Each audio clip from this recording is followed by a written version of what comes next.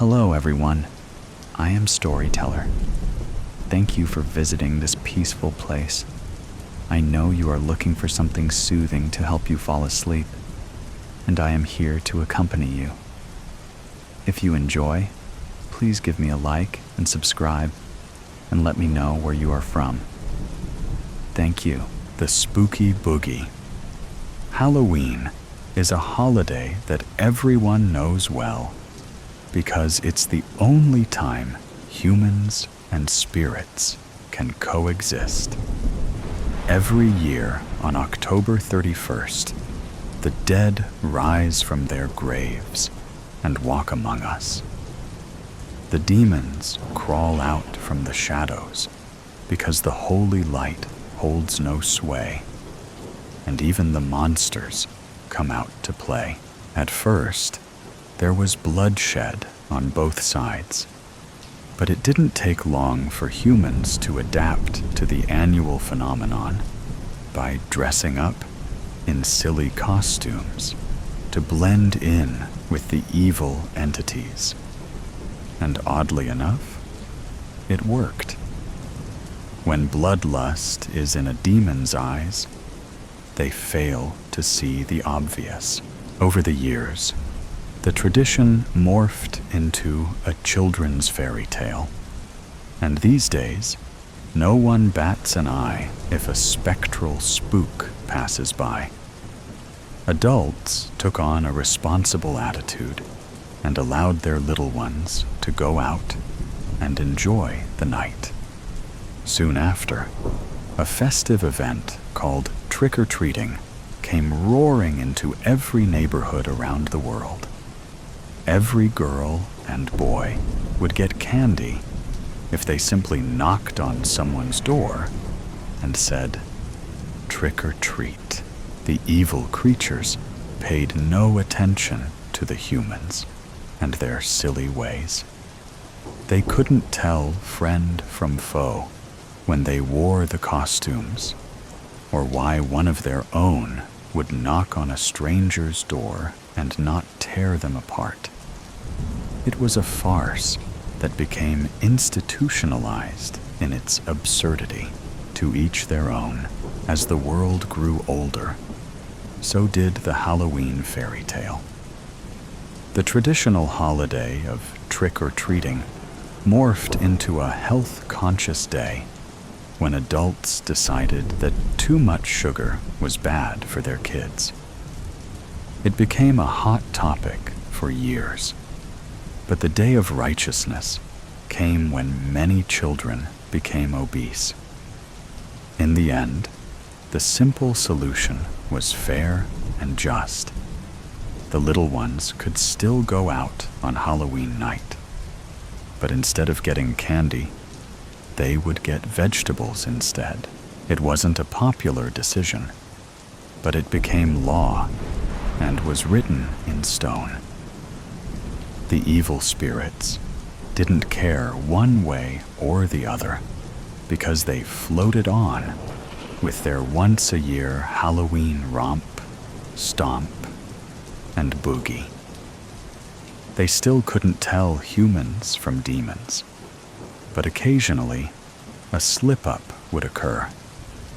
If someone removed their costume or mask in a spirit's presence, they were torn limb from limb without a second thought. This was a rare occurrence, but an important reminder to parents and children everywhere to always wear their outfits no matter what.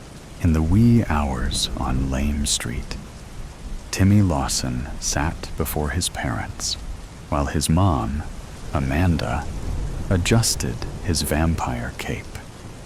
She saw his legs thumping and asked, "Are you nervous about tonight?" Timmy widened his and replied, "No, Mom.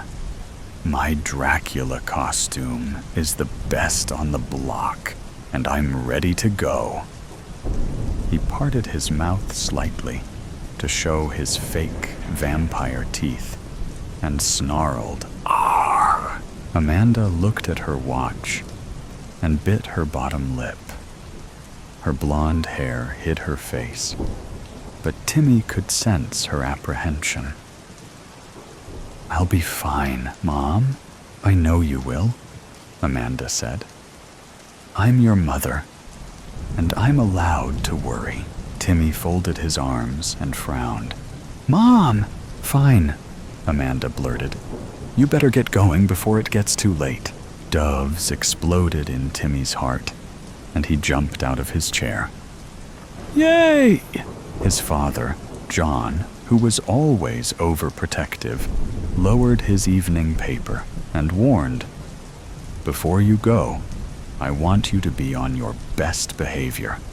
And remember, no candy or sweets." Amanda parted her golden locks and echoed, "That's right, Timmy. Only vegetables." Timmy lowered his head and slouched. "No one gives out candy anymore. It's against the law." John reached up to his clean-shaven face and removed his black glasses. "That's true, son. But in this world, there are still a lot of people out there who don't follow that law. Just remember, humans are just as bad as those monsters, and perhaps a bit worse." "Okay, Dad." Timmy didn't fully understand, but his dad was a wise man, and he'd be a fool not to listen. "Your father's right," Amanda said. "We just want you to be safe." She knelt and placed a gentle kiss on Timmy's forehead. "Now go have some fun."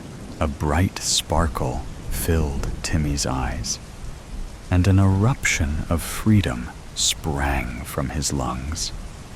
He grabbed his empty pumpkin bucket and raced through the front door without saying goodbye. The cool night air brushed over his skin like a masterful painter, lightly kissing the canvas with a boisterous color. Lame Street was bustling with children dressed in their favorite costumes: clowns, unicorns, beasts, and all. What an awesome night. Lame Street was a small suburban community where every house looked the same, with trimmed bushes, mowed lawns, and perfectly placed trash cans that stood next to the residential mailboxes by the sidewalk. A place where everyone drove a Prius and worked 9-to-5 jobs.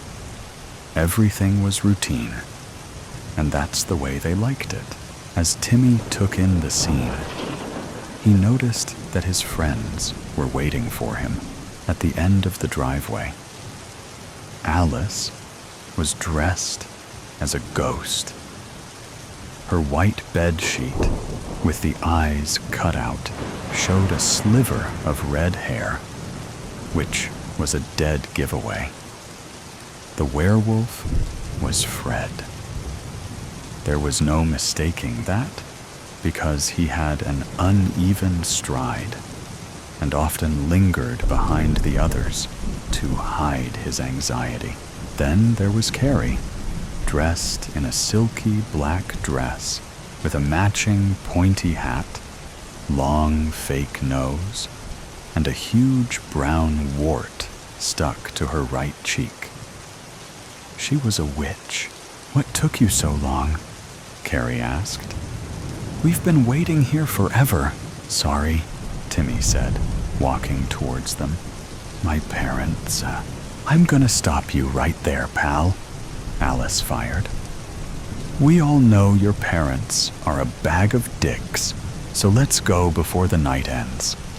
The other kids are already going home." Carrie gave Timmy a wry smile as their eyes met, and he took the lead down the sidewalk. "Okay then," Timmy said, with rosy cheeks. Let's have some fun and get as many vegetables as we can. I don't like vegetables, Fred stuttered, bringing up the rear. The first house they visited was Mr. Sullivan's, their 4th grade math teacher. Timmy knocked 3 times on his oak door, and Mr. Sullivan laughed when it swung open. Ah, what do we have here? A witch, vampire, ghost, and a werewolf. Trick or treat, Mr. Sullivan, Carrie yelled, holding out her black plastic cauldron. Sullivan smiled and said, "Well, don't you all look so cute?" He reached around the corner and revealed a huge basket of apples. "Here you go, children. I'm afraid I'm out of veggies this evening, so these juicy apples will have to do." Timmy extended a shaky hand and swallowed deep. "My parents said only vegetables. Fruits and veggies are a heaven's delight," Sullivan groaned. "I don't see the harm as long as it's not candy." He pushed the basket further toward the kids. Alice grabbed one and quickly took a bite. The sweet juices dripped down her chin, and she smiled. "See, they're not laced with poison, so grab one and let's go." Well, you wouldn't know right away, because the poison takes a few minutes to kill you anyway, Fred said, peering through his wolf mask. They all shared a laugh, grabbed an apple, and headed for the next house. "Thanks, Mr. Sullivan. See you back in school." "Okay, children," he said, watching them leave. "Be safe, and don't forget that quiz on Monday." The second house belonged to Jane Thatcher, leader of the neighborhood gossip group. When she answered the door, the kids saw a huge bucket filled with baby carrots. "Hello, kids. You all look nice." Alice held out her ghost bucket and watched Jane throw one baby carrot in. Plop. Alice narrowed her eyes and asked, "What happened to the big carrots we got last year?" Jane drew her lips in and took a deep breath. The kids leaned backward and flared their nostrils because her breath smelled like an ashtray. That's because she smoked a pack a day.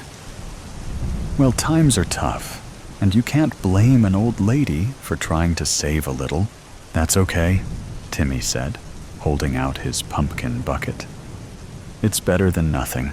Fred held out his wolf bucket and stepped back when he saw Jane place 3 baby carrots inside. He blinked rapidly behind his mask before noticing her ashen breath upon his brow. "There you go, sweetie. I think your costume looks the best. And everyone knows I like my men with a lot of hair." Ha, ha, ho. When he saw her yellow-stained teeth up close, Fred ran away. The others quickly followed, but they couldn't hide their laughter. "Don't forget to come back now, you hear?" Jane yelled. That was gross," Fred moaned. "Ha, ha, ha," laughed Alice. "I think she likes you." Timmy couldn't uncurl his smiling lips. "No, I think she loves you. She wants to pet your fur," Alice scoffed. "All right, guys," Carrie urged, taking off her hat. "That's enough. Fred didn't deserve that, and we have no right to make fun. Fred removed his fury gloves and shook the sweat out. He shuffled his feet, cleared his throat, and coughed. I can still taste her rotten breath. Timmy removed his fake fangs and said, Carrie's right. I'm sorry for laughing at you, but it was a little funny. Yeah? Alice said, lifting her bed sheet to suck in the night air. We were just pulling your leg. We're sorry. Fred swayed from side to side and said, It's fine. I guess it was a little funny. You know what we need? Alice muttered. We need some candy. That would be awesome. We can't have candy, Timmy said, looking at the pavement. Besides, no one around here gives it out anyway. Carrie nodded and gave Alice a pat on the shoulder. You're right. Getting vegetables every year sucks. And it would be nice to have some sweets. Yeah, Fred agreed. Suddenly, a deep, shallow whisper blew by the children, like a small flower floating in the air on a warm summer day. Did someone say candy? Stepping out from the nearby bushes was a small, slender man. His face was a carved pumpkin, and he wore a black top hat with a matching suit with gold trim, boots, and white pants. He held an antique lantern to light his way. The children were speechless. They had never seen a costume like his. Who are you? Timmy asked, breaking the silence. His eyes were fixated on the mysterious figure. Me? I'm Mr. Spooky, silly, he said, bowing. He wobbled over and peered into their plastic buckets. What's this? An apple? Carrots? Where are the sweet treats?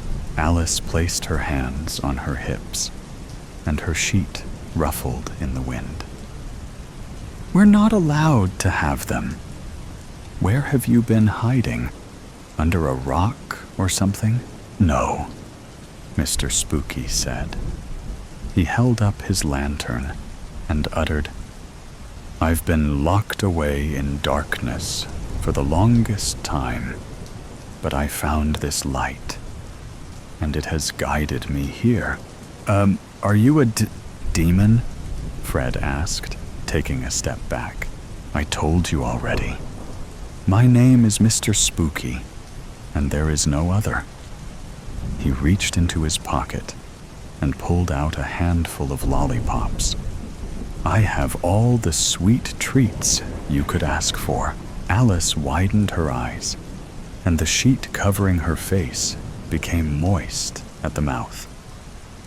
Wow, Timmy shook his head when he heard his parents' words echo. No candy, only vegetables. The thought sent a river of snakes sliding down his side. We're not allowed to have any candy, Mr. Spooky. What? Mr. Spooky shrieked. No candy? That's absurd. Don't you know what day this is? Carrie stepped forward and brushed Mr. Spooky's hand away. She didn't want to hear any more of his nonsense. Look, Timmy's right. We can't have candy, no matter how much we want it. It's the law. If we break it, we'll be grounded forever. How rude, Mr. Spooky said. No child should ever be grounded. My candy will free you and make you fly like the birds in the sky. Look, man, we appreciate your offer, but we need to go now, Fred said. The children turned their backs to Mr. Spooky and left him alone with an upside-down smile.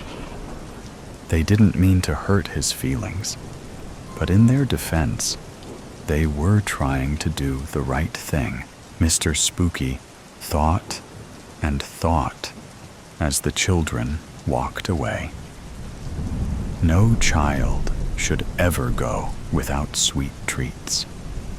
I must change their minds. Wait! He called out. The kids stopped and turned. I have a spooktacular idea. We should do the spooky boogie dance. It always cheers me up. And then maybe you will have some delicious treats. Before the children could say anything, Mr. Spooky stuck out his butt and twirled around like a dancing clown. Timmy, Alice, Fred, and Carrie had a strong urge to run away. But they stood firmly and watched Mr. Spooky because he was just too darn cute. Before they knew it, he broke out into a song. Everybody twirl your body. Do the spooky boogie. Clap, clap, clap. Throw your hands up now. And clap, clap, clap. Stick that booty out. And clap, clap, clap. Do the spooky boogie.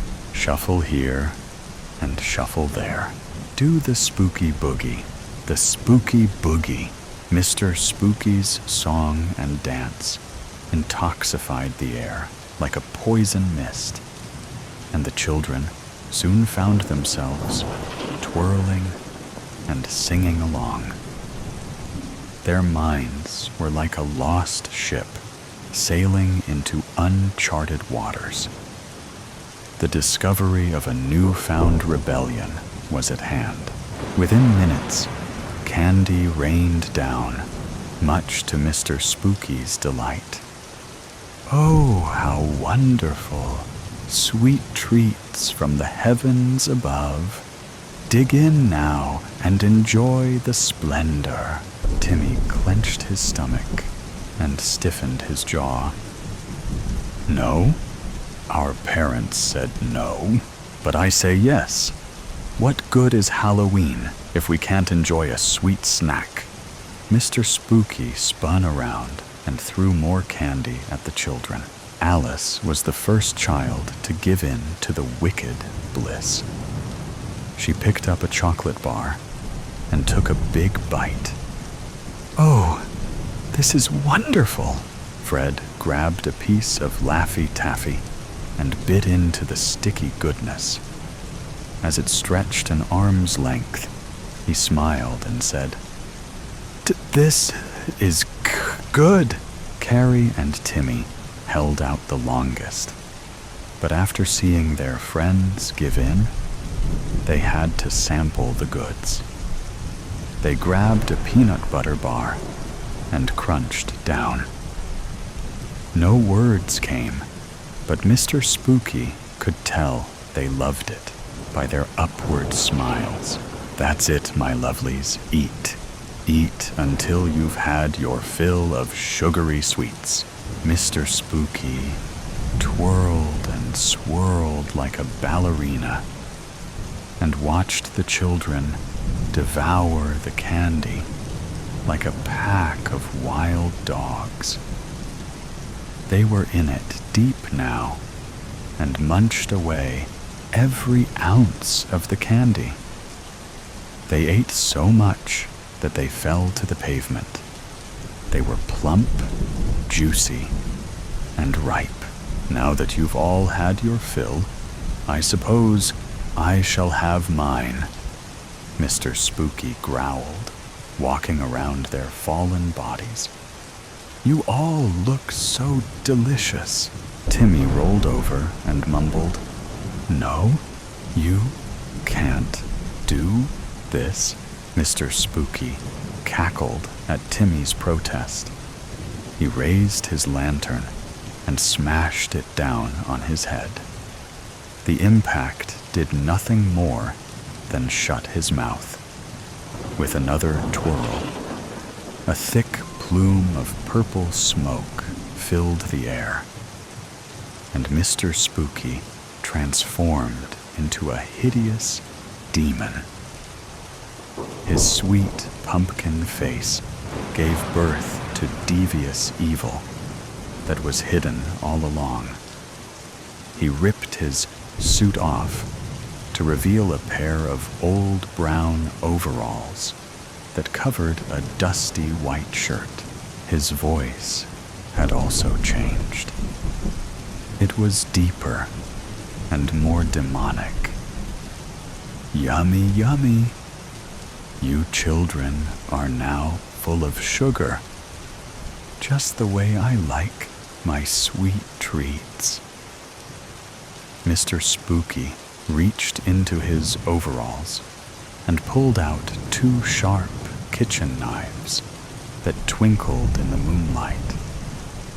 Now, stay still while I cut you up to pieces. I can't eat you whole after all, ha ha ha ha. Alice still had a piece of chocolate in her mouth, and as Mr. Spooky walked towards her, knives dangling by his side, she spat out the sugary treat. He carelessly stepped into the sticky goo and fell with a thunderous thud. His blade slid in front of Timmy and Carrie, and they grabbed them with lightning speed. Fred exploded to his feet and tackled Mr. Spooky so he couldn't escape. You're not going anywhere. Even he was surprised at his newfound courage. That's right, Alice yelled, standing. The one thing about sugar is that it messes with your mind and makes you want more. Yeah, Timmy said, holding his head. And we are still hungry. What? Mr. Spooky shouted. You can't do this to me. Mr. Spooky writhed back and forth, trying to break free from Fred's grasp, but it was useless. Timmy and Carrie seized the moment, plunged their blades into Mr. Spooky's head, and cut away huge chunks of pumpkin slices. He screamed like a dying cat. Alice and Fred stuck their mouths inside his skull and drank deeply with their sticky lips. They spat out the seeds and laughed. Timmy and Carrie continued carving away until their sugar rush melted away and ate what was left. The last thing Mr. Spooky heard was someone chomping down on his skull. Later that night, the children agreed to return to Timmy's house to watch some scary movies. They promised each other that they would never talk about what had happened. When they walked through the door, Timmy's parents asked, "Did you all eat your vegetables?" In one collective voice, they said, "Yes, we did." The Black House. Oh, how I love the Black House. It captivates me. Fun and debauchery abound, a den of indulgence and excitement. Every Friday I find myself drawn here, and my dastardly actions always go unheeded until I have had my fun and I'm well gone. Then there is all hell to pay. I have left chaos in my wake.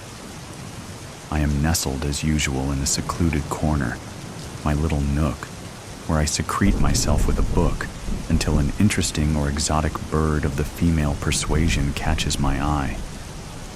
I never actually read the book, but I find if you frequent any bar book in hand, you can enjoy a reasonable amount of time in relative peace, except for a few snorts of derision now and again. They just assume you are nerdy and have no social skills. But little do they know that I possess both a passion for literature and the ability to engage when I can be bothered. The desire rarely crops up. I plan to accumulate a choice of whiskeys, so I can survey my prey without showing my hand too early, and I can surreptitiously survey the room. The bartender is used to my appearance, so doesn't flinch at my pale skin anymore, and is happy with my custom, as the whiskeys don't come cheap here. He doesn't even attempt the petty small talk, just takes my money and nods. We have a little arrangement, a mutual understanding, where if I identify something or someone of interest, I let him know, and he, in turn, lets me know what the object of my desire's chosen tipple is, and he shares with me the preferred drink of my target. I often wonder if he knows exactly what I am up to, but if so, he never lets on.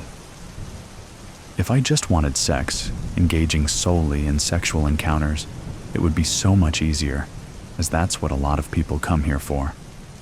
However, I have a distinct craving for blood, its pulsating, pumping, flowing essence. The exhibitionist in me needs the little scare that this time I just might be caught. The extra thrill of fellow drinkers breezing by as I indulge my taste buds. I have been known to get too excited and must retire to my little nook to remove the skin from my fangs to ensure they are still in pristine condition and replace their covering veneers. No, before you ask, I am not a vampire. I paid a fortune in dental work to get my fangs, to achieve my desired appearance. I will not die if I don't get to satisfy my cravings, merely languish and fester in boredom and misery.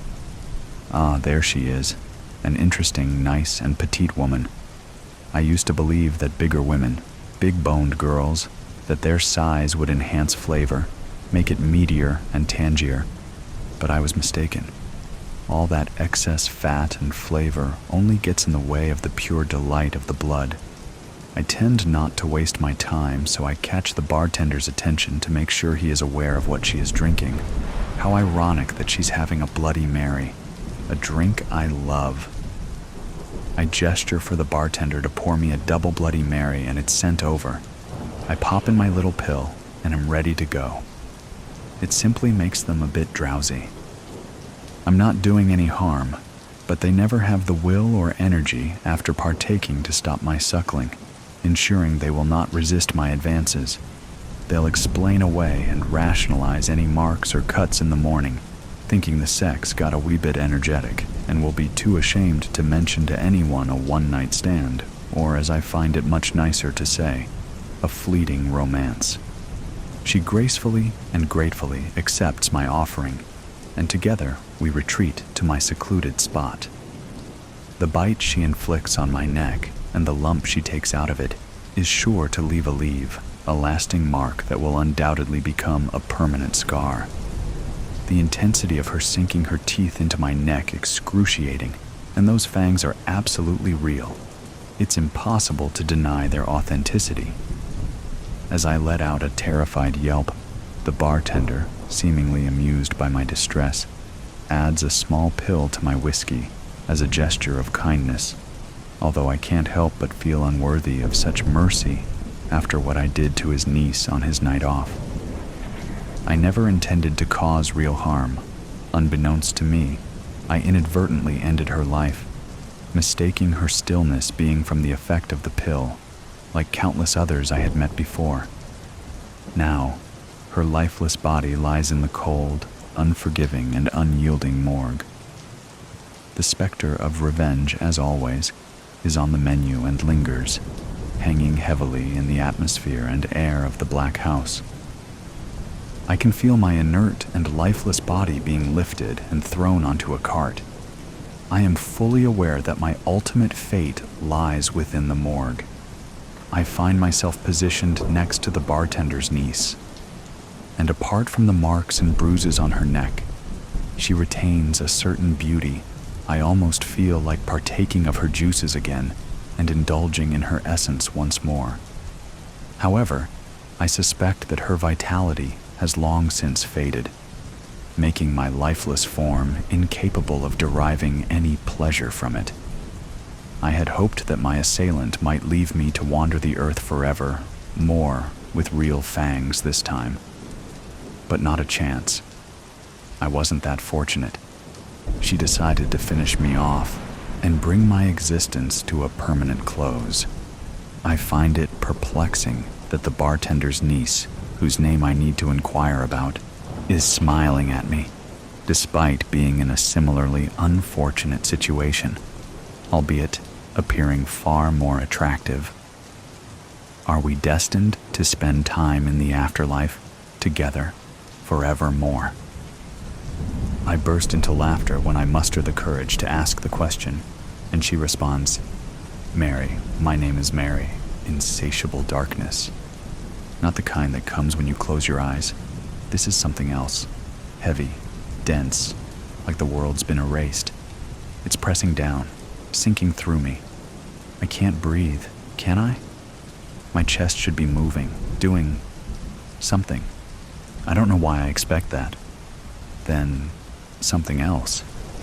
A noise. No, not a noise. A memory. I love you, babe." A woman's voice, warm, laughing. I can almost feel her next to me, see her face, smell her perfume, something like freshly peeled oranges. Gone? Just like that? I try to hold on to it, but it slips away like smoke. Something aches where the memory was, filling empty spaces, like something lost. Am I lost? No, I'm here.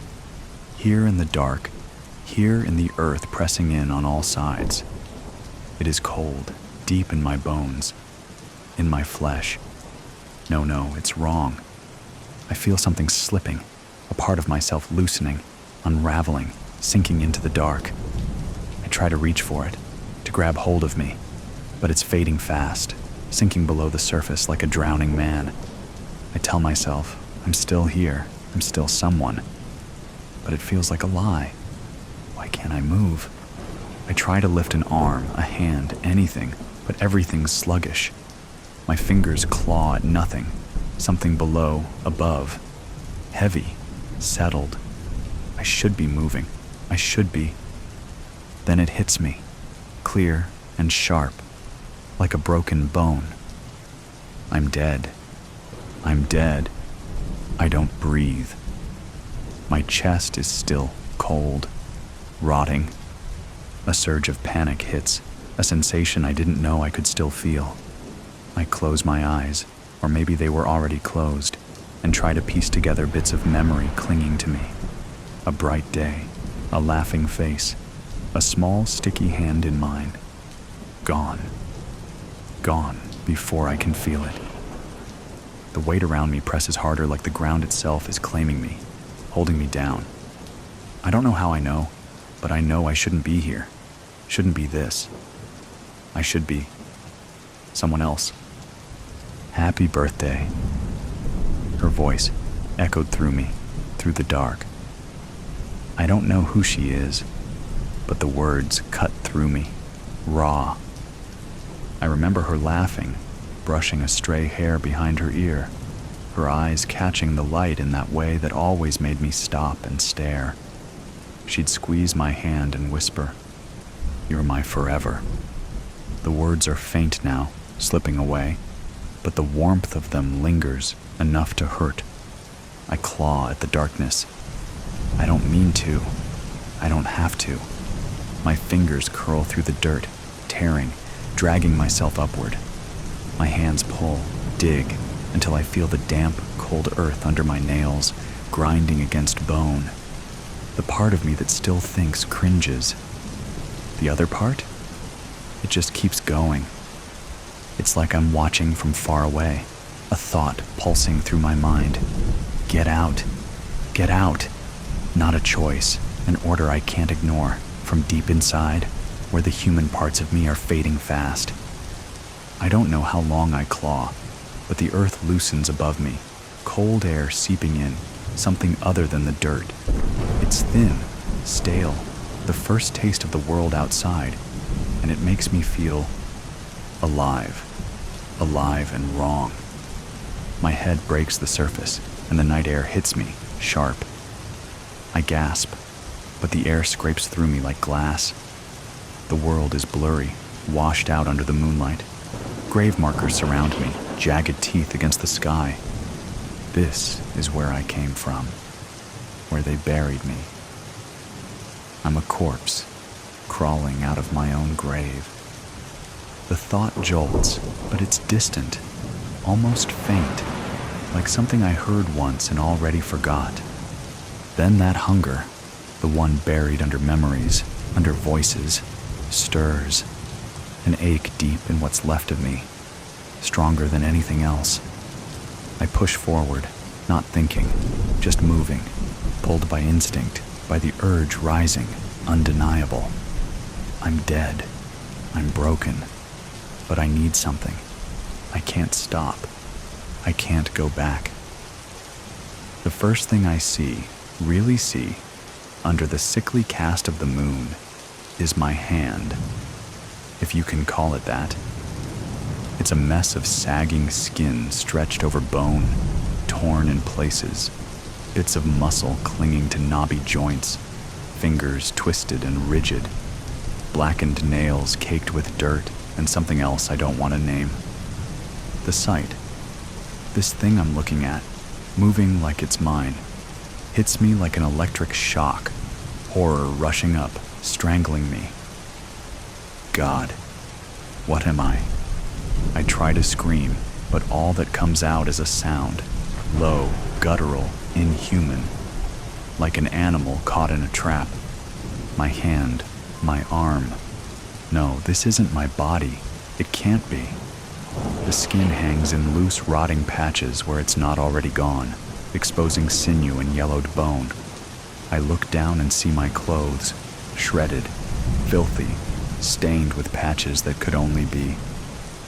I shut down the thought, but the nausea twists inside me, pulling me towards something deeper. And then, as the horror swells, something else creeps in. It starts as a twitch, a need, deep and feral, like a slow burn crawling from my center outward. It coils in my stomach, my muscles, my bones, driving out everything else. A hunger, sharp, jagged, specific. I don't just want food. I want something else. Something alive. No, don't think it. Don't even say it. You don't want this. But I do. It's already there, growing, swelling, filling the hollow spaces inside until there's nothing left but the hunger. I try to push it down, to hold it back, but it's like caging fire. It flares, a force driving me to move, to push one unsteady, broken foot in front of the other, leaving damp streaks of earth where I walk. Ahead, movement, shadows, soft and slow. A person, bundled in a coat, walking the edge of the graveyard, flashlight in hand. I want to warn them, tell them to turn around, to run. Stop! But my body doesn't listen. I lurch forward.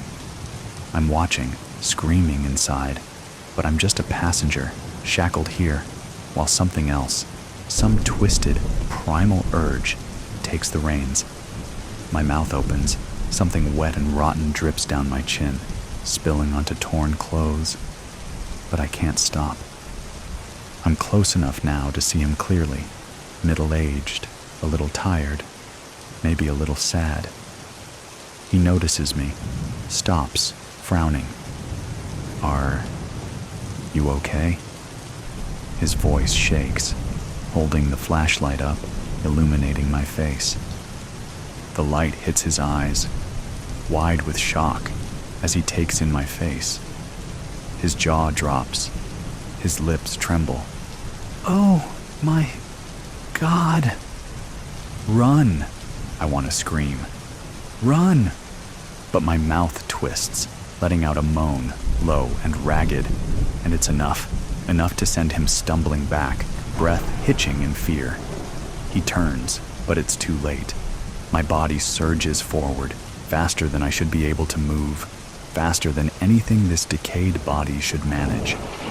I catch him from behind, fingers sinking into his shoulders. I feel his body seize, the heat of him, the life. The hunger digs deeper, takes control of my hands, my teeth, drive into him, tearing at flesh like it's some kind of drug, some twisted ecstasy. He screams, his voice cutting through the night, but my body just keeps going. My teeth sink into his shoulder, the taste that hits my tongue. It's warm, alive.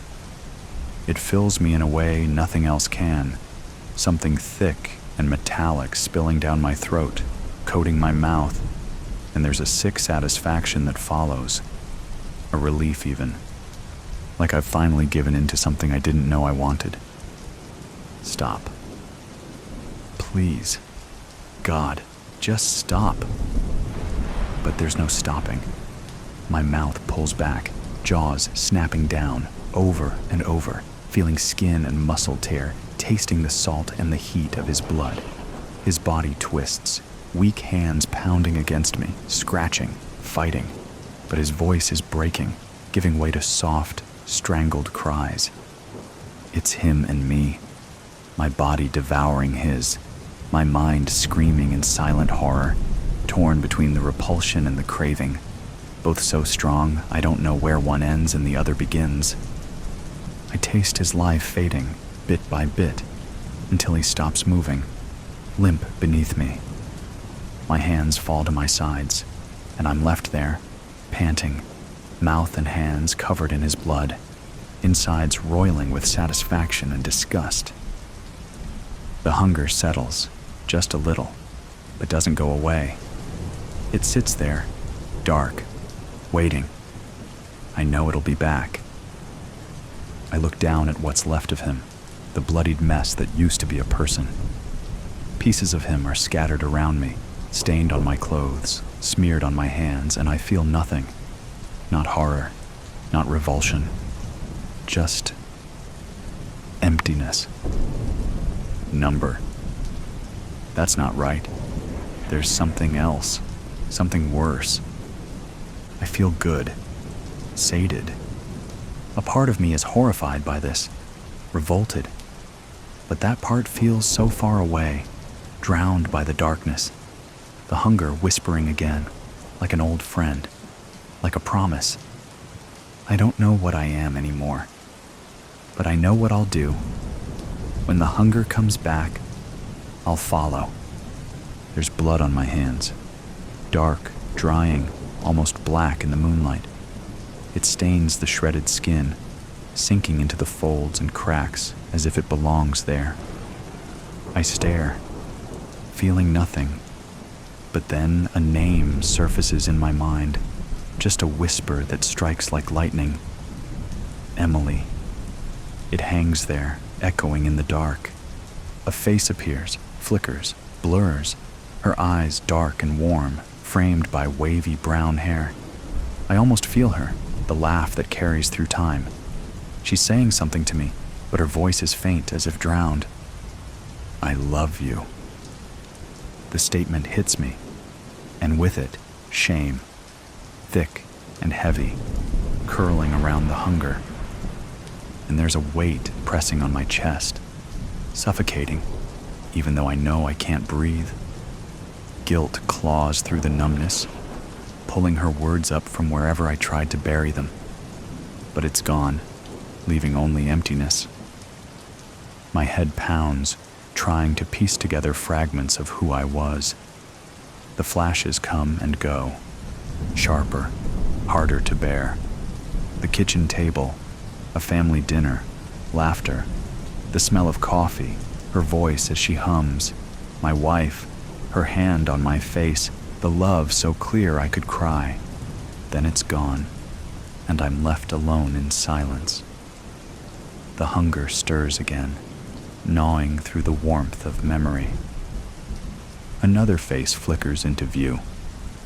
A child, a little girl, with a gap-toothed smile, clutching a worn teddy bear, her eyes full of trust. My daughter. I'm holding her hand somewhere bright, laughter filling the air. She'd giggle, squeezing my hand, saying, "Daddy, let's do this forever." And I'd smile, say, Forever, baby. I feel it, warmth in my chest, something close to happiness, something I can almost touch. The thought stabs through, sharp and real, and the pain that follows is worse than anything I've felt. I want to scream, to claw this feeling out of me, but it's part of me, inseparable. My family, I need to find them. No. And that's when it hits, the full weight of it. They're gone, forever. I'm the one left here, trapped in this rotting shell, condemned to this endless gnawing hunger. A laugh bubbles up, ragged, hollow.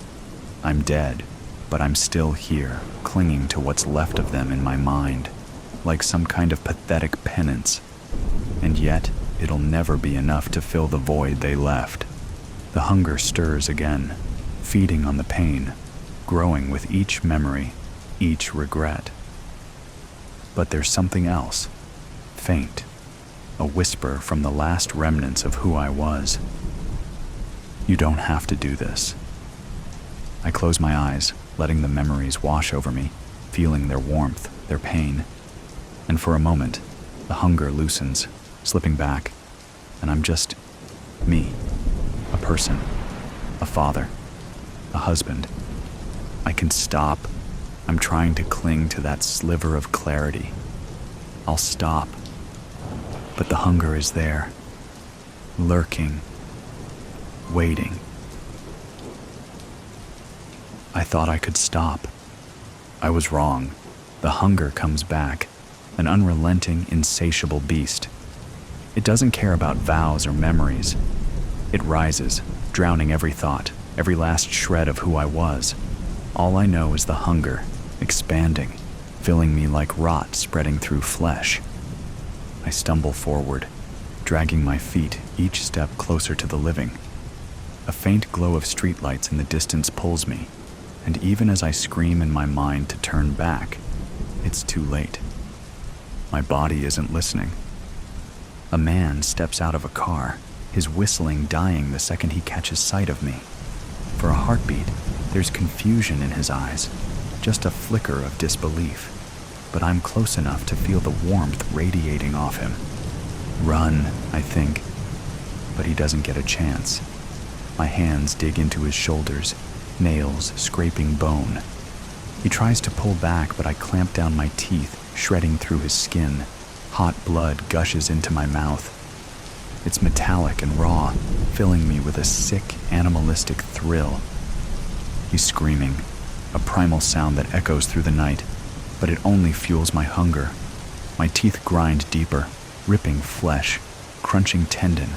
His warm blood splatters hot and sticky over my hands, down my chin. No, no. The words spill out, garbled, thick with blood. Somewhere inside, I want to stop, loosen my grip, let him go. But the hunger claws at me, relentless, drowning out any shred of mercy. My hands keep moving, fingers tearing, teeth sinking deeper until I'm lost in the raw, brutal rhythm, ripping, gnawing, consuming. I don't stop until he's just a bloodied, hollowed shell at my feet, a nightmare painted in red. I stagger back, wiping my mouth. I can still taste him, feel him inside like he's become part of me. I stumble away. The hunger gnaws, relentless, twisting inside me. I turn a corner, desperate to escape, but there's someone else, a woman walking her dog, oblivious. No, please, not again. I beg, but it's useless.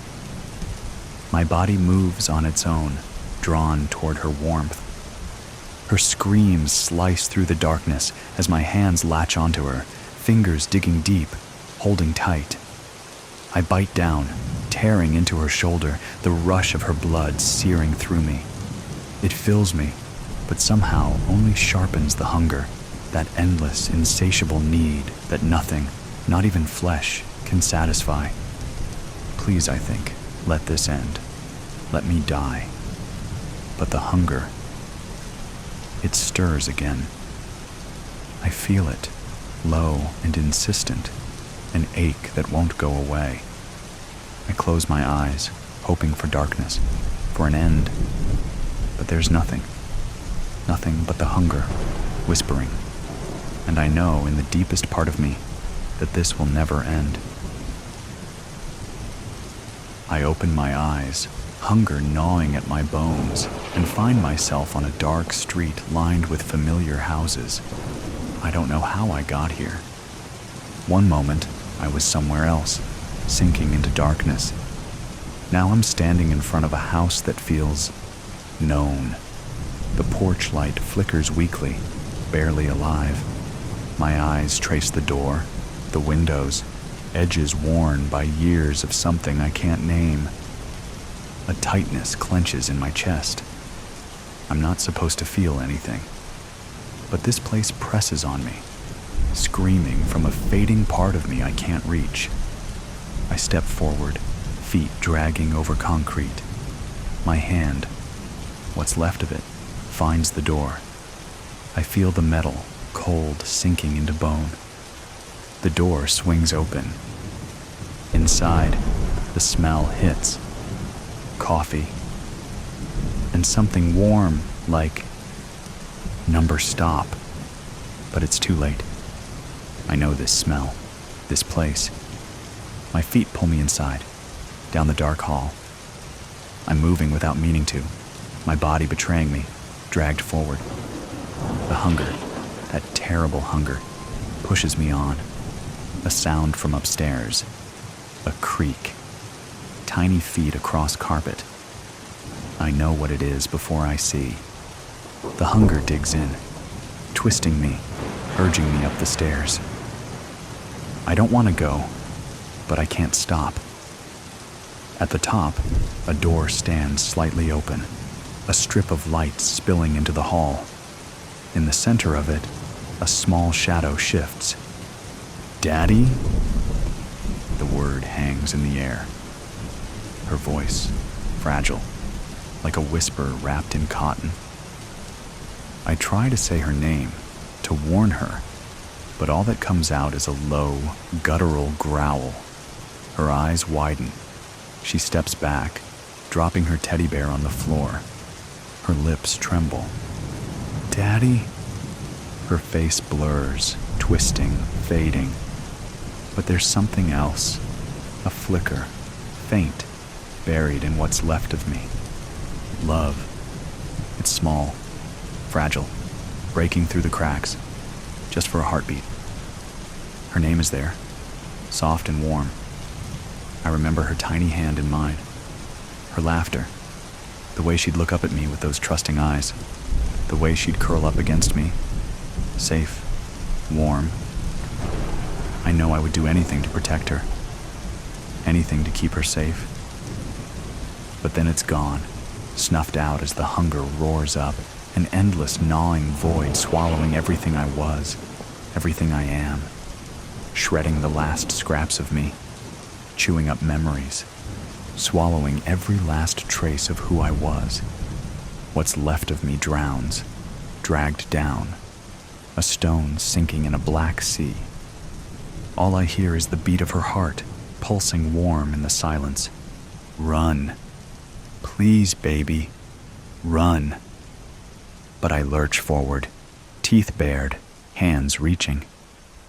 The hunger takes over. I am gone. Ari. The heat, death of the sun. Reality was having a Monday with a capital M. Never mind that it was Thursday. Or that Monday always began with a capitalized M. Or that both Mondays and Thursdays only existed on Earth. That was all beside the point. Ron liked that about Earth, though, the calendars. Really, humans had something special going on with them. They were great with organizational skills, and he appreciated that, given his role as manager of accounts payable. He was just one cog in the existence machine, but lately Ron felt he might be the only one to really give a hoot about the overall health of the industry. The atmosphere of the Division of Material Validity office was drab, sure, but he found his job of keeping existence running to be interesting. There were an infinite amount of vendors that manufactured the various components of reality, and he enjoyed his role of ensuring that those accounts all got paid for their hard work. Ron's day started off fine enough. His boss, Mike, prattled through the morning meeting with his usual ennui before giving him a checklist of urgent tasks. Ron spent his pre-lunch hours ticking off boxes. Pay the universe's monthly time invoice to keep months a thing. Contact maintenance overdue space-time fabric repair on collapsing wormholes in Sector 12. B. Review discrepancy in inertia.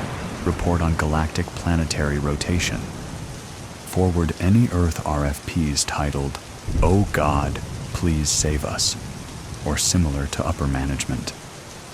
He got through the first two in record time, considering he paid time ahead of schedule, but the Monday-ish nature of the Thursday kicked into high gear as he scrolled through an inbox full of dismally titled RFPs.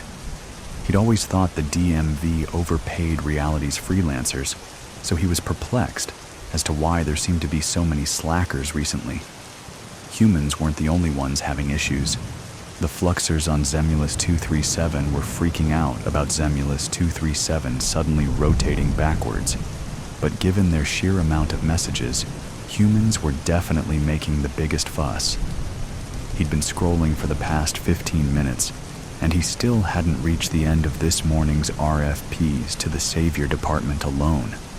Ron glanced across the aisle at Florence's cubicle and saw that she wore a similarly exasperated expression as she looked through them all. It would seem that endless earthen pleas to the heavens were clogging up everyone's inboxes.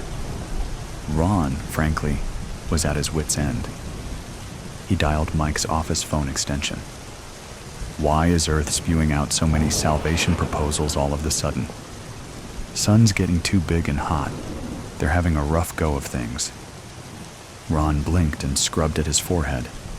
That's odd. I paid Fusion's invoice. I know. They got upper-level orders to churn out more energy, though. Kicked it up yesterday. He sank back into his office chair and rolled his eyes to the ceiling. And upper management didn't communicate that with the rest of us because... Mike snorted. It was just a little tweak to Fusion's workload, not a big issue in the overall grand scheme of things. Ron sighed. Okay, thanks. Forwarding now. Yep. He set the phone back on the receiver and began forwarding messages up the chain of command, but paused at one rather offensive title. He read the message, feeling a bit nosy as he did so. From Alice Kincaid at Earth.universe.2, all at DMV.universe.subject, RFP. We're dying down here, asshole. Hey, God. CNN just announced we have about 6 months before we're cooked. The sun's getting hotter by the day. I can't go outside anymore. I thought we had like a billion-ish years left. At least, that's what the Science Museum exhibit said when I went as a kid. Scared the hell out of me. Always has. But a billion years is a damn long time. 6 months is absolutely not. I would love it if you could make the sun go back to normal. I haven't done everything I wanted to do yet. Please, it's too hot. It hurts. My skin is... Please. More sincerely than I've ever been about anything. Ever. Alice Kincaid. Scowling, Ron called Deity. The line rang for a few long moments, but he was pleasantly surprised when the CEO answered. Hello? Hi, Dee. How's it going? Hey, man. Same old. What's up? I just had a question about Salvation RFPS. Ron could hear Deity typing something as he responded blandly, Shoot. Are you guys doing anything about them? I've forwarded several to you and the board, but they just keep coming. I was going to mark them as spam and wanted to check if you're receiving them without me forwarding. Yeah, Spam 'em.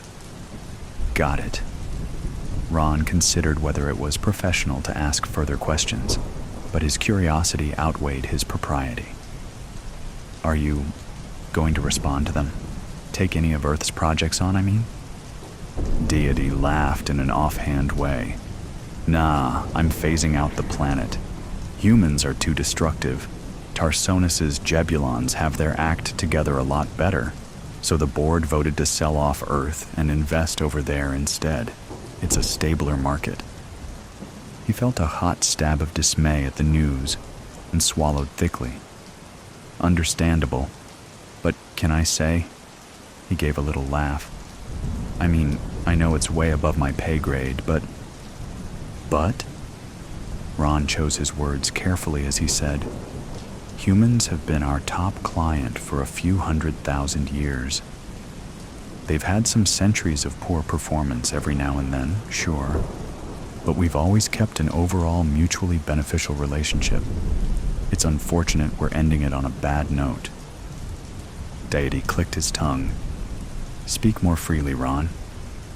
I don't mind hearing your opinion. Ron huffed a chuckle. Don't write them off our books. I like what they put out. Would be a shame to not be able to get their stuff anymore. What sort of stuff? Ron thought for a moment. Well, I enjoy all the love stories.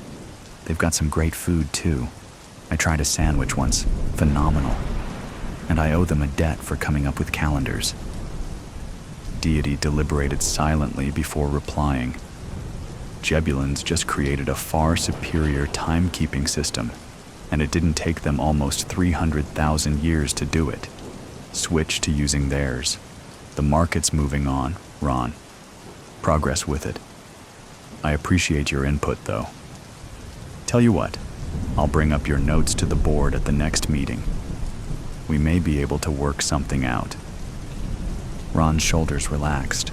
Thanks, Dee. Appreciate it. Yep. Have a good one. The line went dead.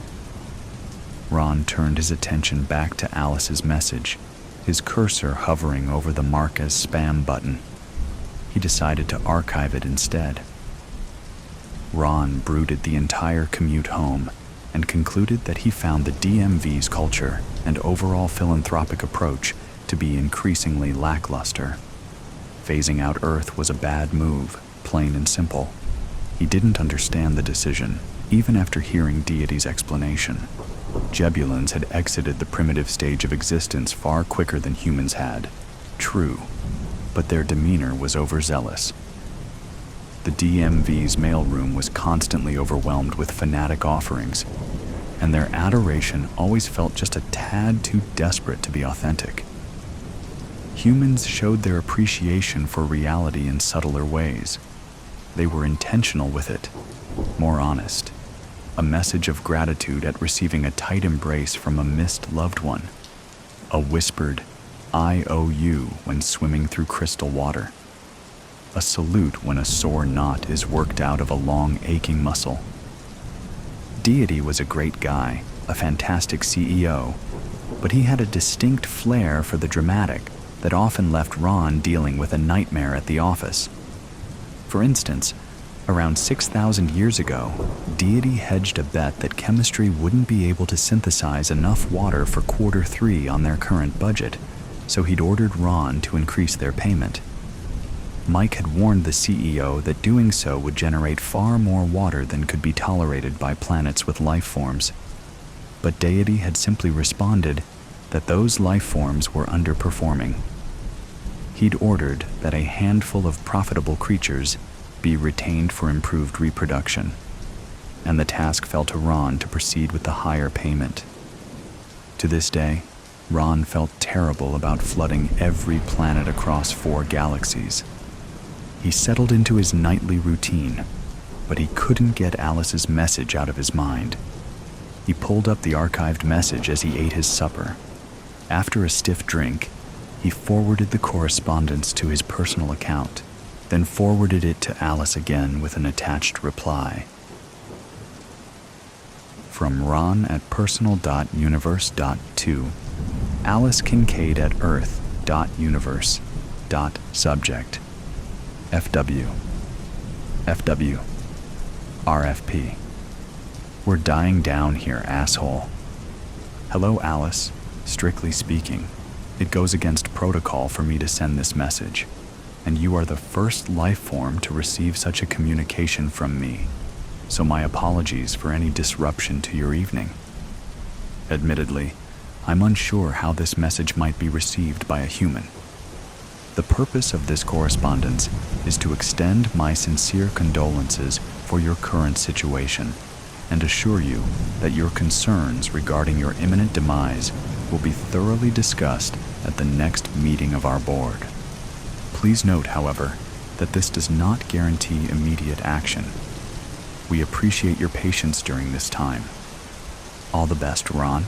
Manager, Accounts Payable, Division of Material Validity. Ron sipped on his second drink, feeling a bit more at ease with the situation. His satisfaction dissipated when she returned a response in seconds. From Alice Kincaid at Earth.universe.2 Ron at Personal.universe. Subject: indistinct shriek of terror. I apologize, but I need Japanese text to perform the conversion as requested. If you'd like me to demonstrate this capability, please provide Japanese text that includes kanji characters, and I'll convert it according to the guidelines.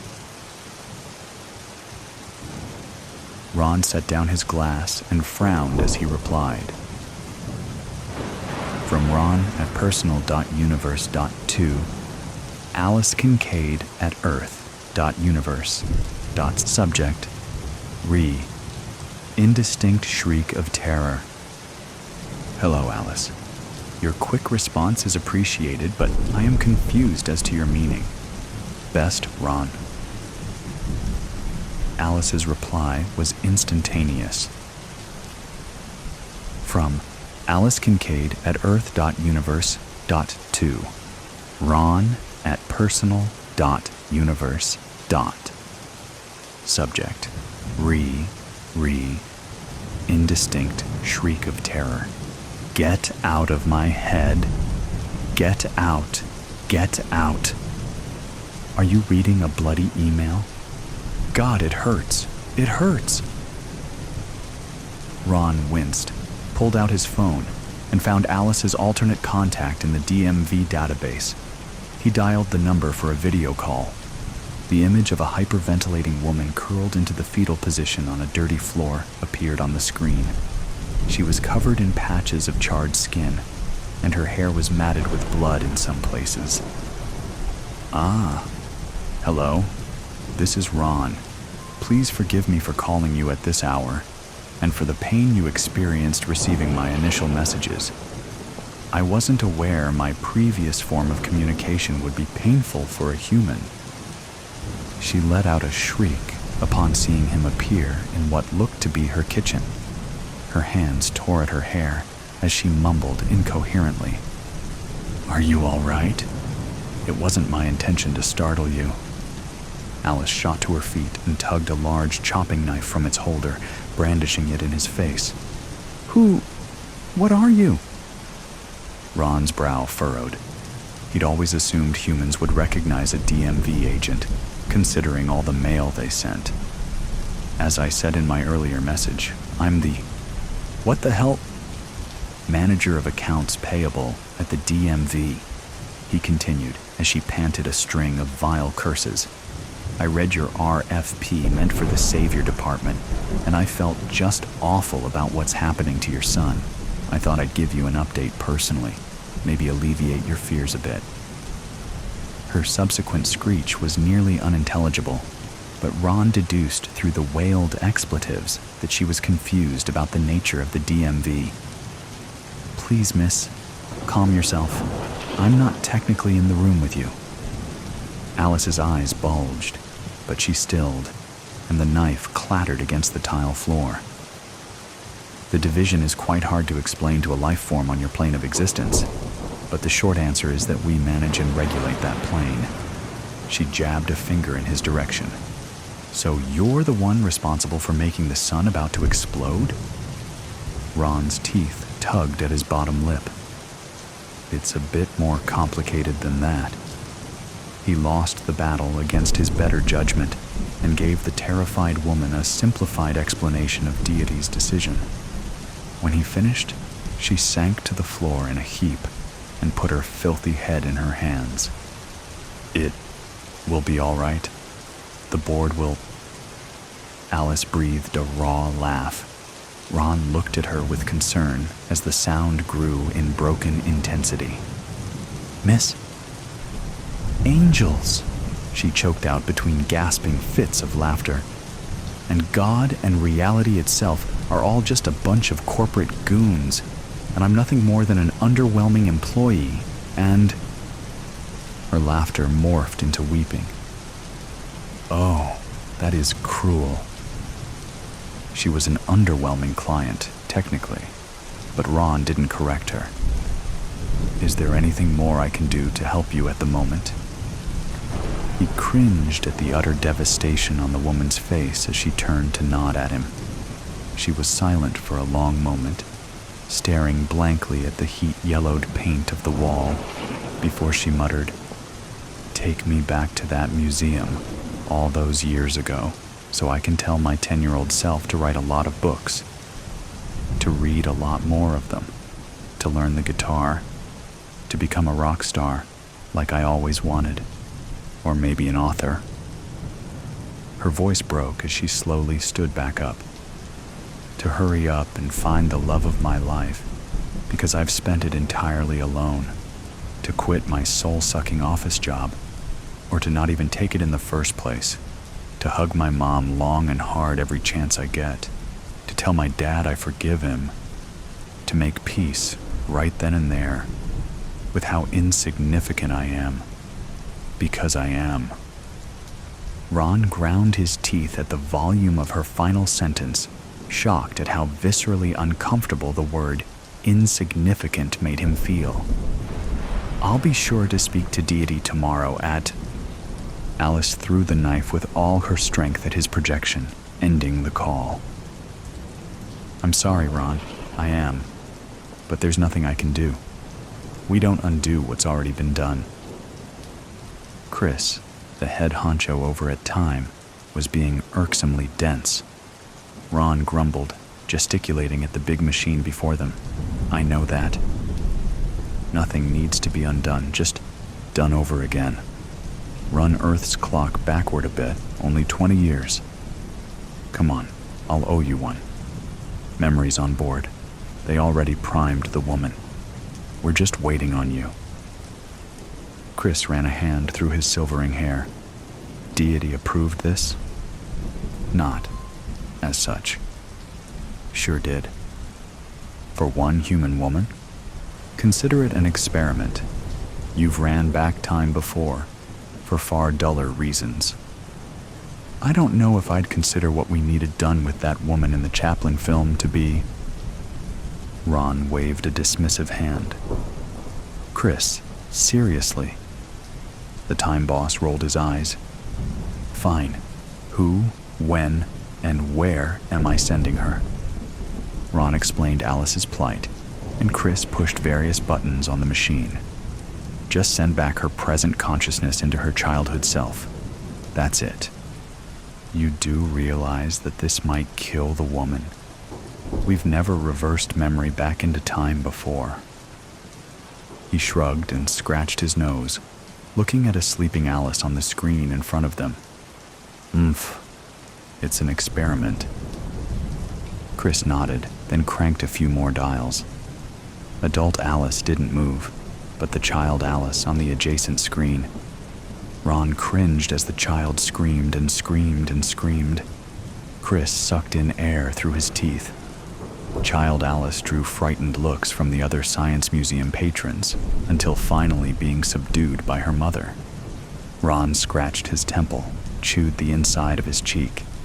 The girl screeched, over and over again in her mother's arms. What's the point? Chris shut the machine off, locking adult Alice into her child body forever, or at least until the sun exploded. He clapped Ron on the shoulder. "Call that a success?" Ron was silent for a beat, then muttered, "Seems like the quick death of the sun might be preferable to the existential crisis brought on by simply thinking about the slow death of it. Think she'll appreciate her life more this time around?" "Dunno. Sun's still going to explode on schedule. Board's not budging on it." He sighed. "No one will remember her in the end, even if she does make something out of her life. Or maybe they will for a little while, now that she can change some things. That's all most of us can hope for, really. To not be insignificant. To do something important with our lives." He shot a triumphant smile at Chris, feeling overall very pleased with himself. At least he was able to do this. Change this small thing to help such a lovely planet. Chris shot him a confused look. "Oh no, she can't change anything, man.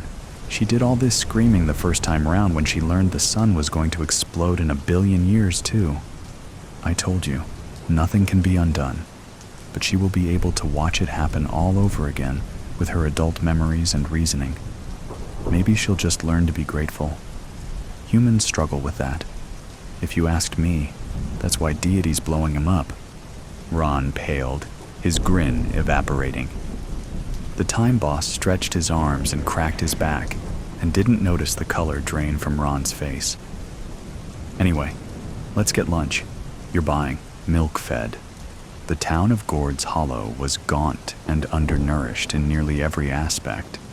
Its rickety streets laid out like a soothsayer's tangle of oracle bones, and its bedraggled buildings stood lean and haggard, much like the people that lived in them. The whole of it was hunched at the edge of a sea cliff, and mist rising from the crashing waves below hung everything above with a constant pallor. But there, right on the cusp of world's end, where the roar of the sea filled your ears, grew the only thing in Gord's Hollow that could be called hale and hearty, the gourd garden itself. It was this garden that made Gord's Hollow famous in our county.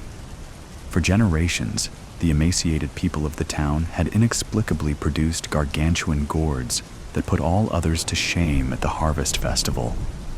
Their crooked-neck squash were taller than a man, their zucchinis large as coffins, but it was their pumpkins that drew so much envy. Huge and round and plump, it took 2 teams of oxen just to haul them. At the festival, the pumpkins loomed large over all the proceedings, so large it seemed they could swallow all other entries and have room left over to consume the judge as well.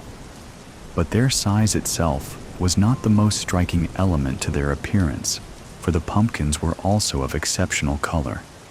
Their shells were a deep, vibrant orange, so deep and so vibrant as to almost be red. And though no one who was not a citizen of Gord's Hollow had ever seen the pumpkins cracked open, it was rumored the flesh inside was the scarlet color of new blood. It was an October day when I made my visit to Gord's Hollow. They had kept the secret of their pumpkins close for too long, and I was determined to discover their methods for growing them, by honest means or otherwise. Outsiders were uncommon in Gord's Hollow. My presence drew a searching eye from everyone in the streets.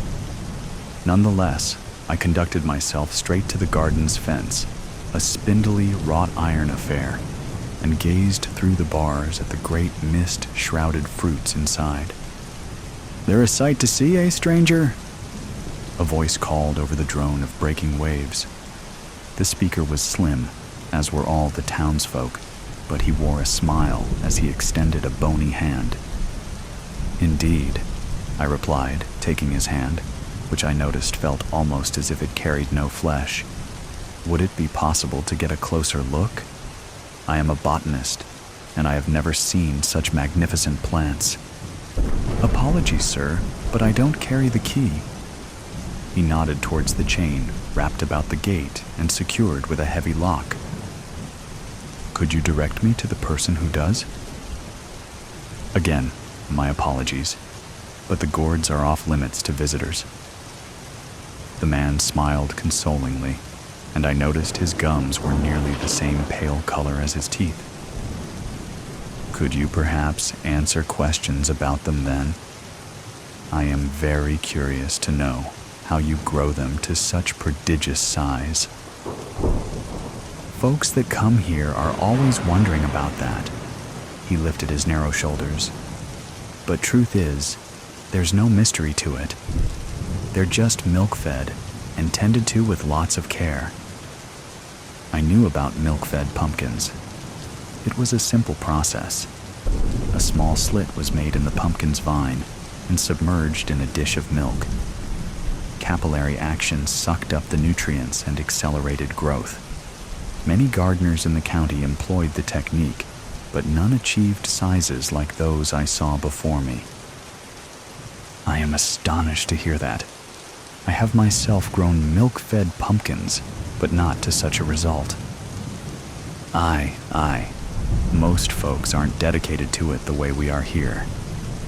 My interlocutor rubbed his arm as he spoke.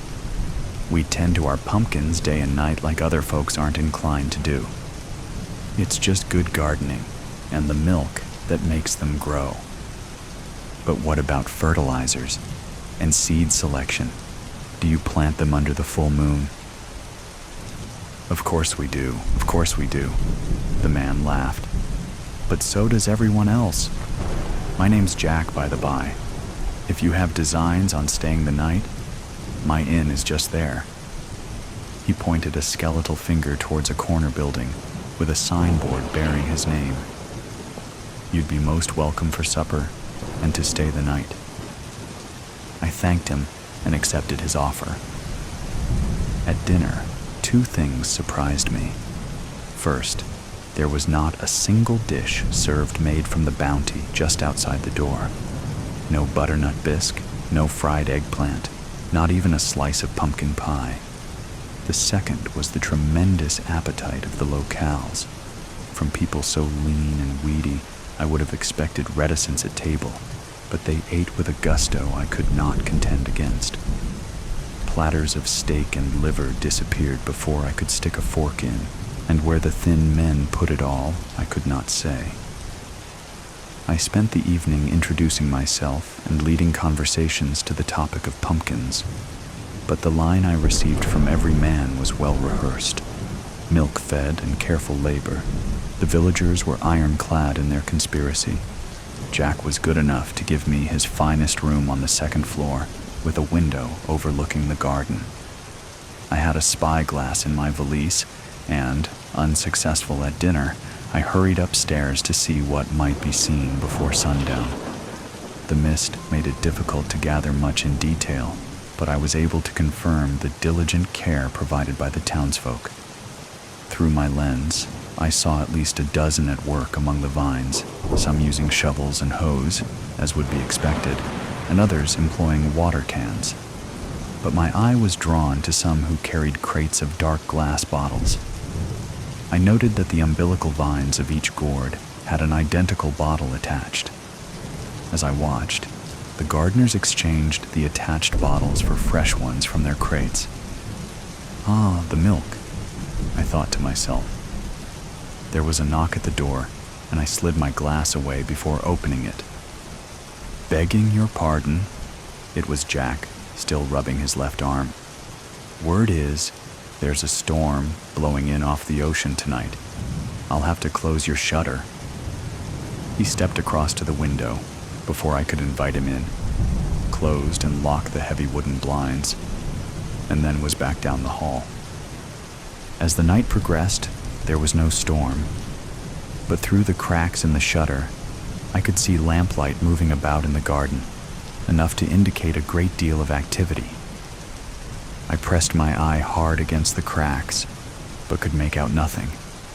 I threw on my coat and decided it was time for stealth. There was no light in the hallway. As I felt my way along, my feet encountered an unexpected obstacle and I found myself tumbling down the stairs. I lay in the dark moment. Then a match struck, illuminating the proprietor's face, his sunken eye sockets cast in shadow as he descended the stair towards me. "What do you mean tripping up your guests at the top of the stairs?"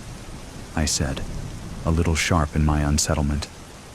"My apologies. It is my habit to wait on the landing in case my guests ring. I must have drifted off. Are you hurt?" Upon examining myself, I saw, though my pant leg was not torn and I felt no particular pain, a stain of fresh blood had formed on the fabric just below my knee. "The town doctor is just a door over," Jack said, seeing the blood. "No need for that. It can't be much." "I insist. I'll not have my guests injured and going untreated, not when the hurt is on my account." He grasped my arm with surprising strength and pulled me to my feet. The doctor's residence was indeed the next door over, and as I was somewhat forcibly escorted, I caught only a glimpse of the gourd patch. The gardeners were busy, their lamps glowing large in the mists, but I could not make out what duties they performed, though it seemed that some of them lay prone on the ground. The doctor was a short man, though still gaunt and hollow-eyed, the same as Jack. He did not seem to have been sleeping before we knocked, and the lamps in his examination room were already lit.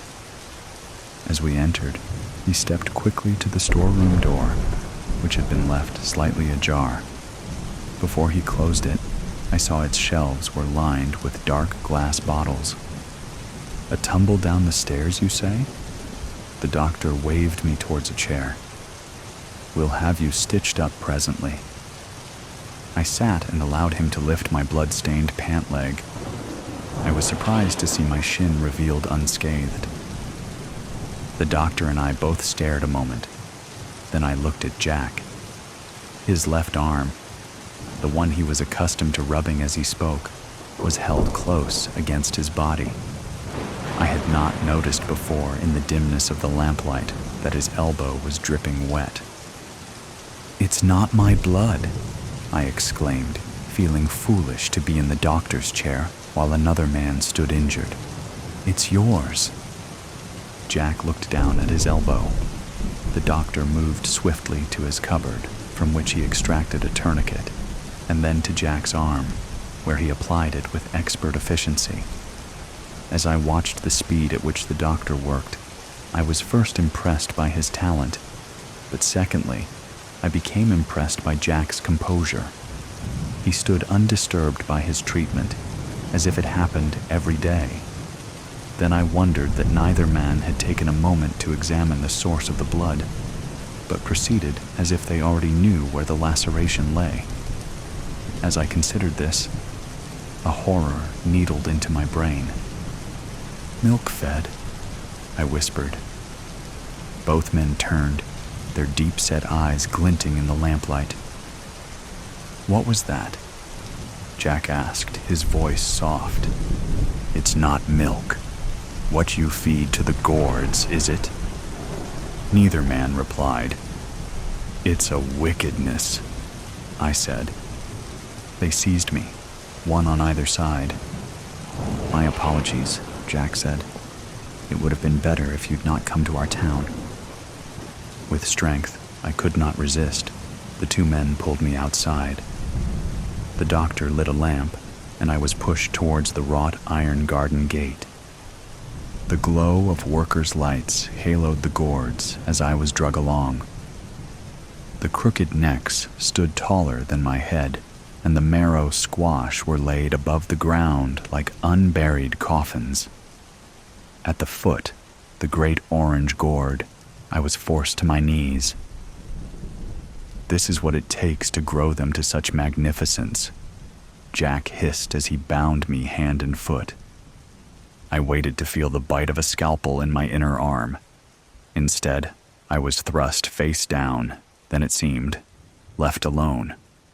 The lamplight faded, and I heard nothing but the droning of the waves below the sea cliffs. "Ha!" I laughed to myself, suddenly realizing what I had done. I'd come to Gord's Hollow to steal their pumpkin-growing secrets so I could beat them at the festival. But I had been seen through, and this was their prank to teach me a lesson. I raised my head to cry that I knew the game was up, but before my mouth could open, I heard a quiet sound, subtler than the distant waves. It was a sound of movement, like tiny curly vines worming over crumbly loam, a sound of searching, like a great umbilical stem yearning to be fed, and then with a prick of pain, a sound of gentle susurration, as of a baby's mouth sucking fresh warm milk. Lifer. The parking lot was empty, except for dry weeds squeezing up through cracks in the asphalt, except for the deserted, rusting basketball hoop on one end, except for rustling leaves skittering across fading parking spaces in the gathering dusk, except for oil spots shimmering with rainbow colors after a recent sprinkling. The parking lot was empty.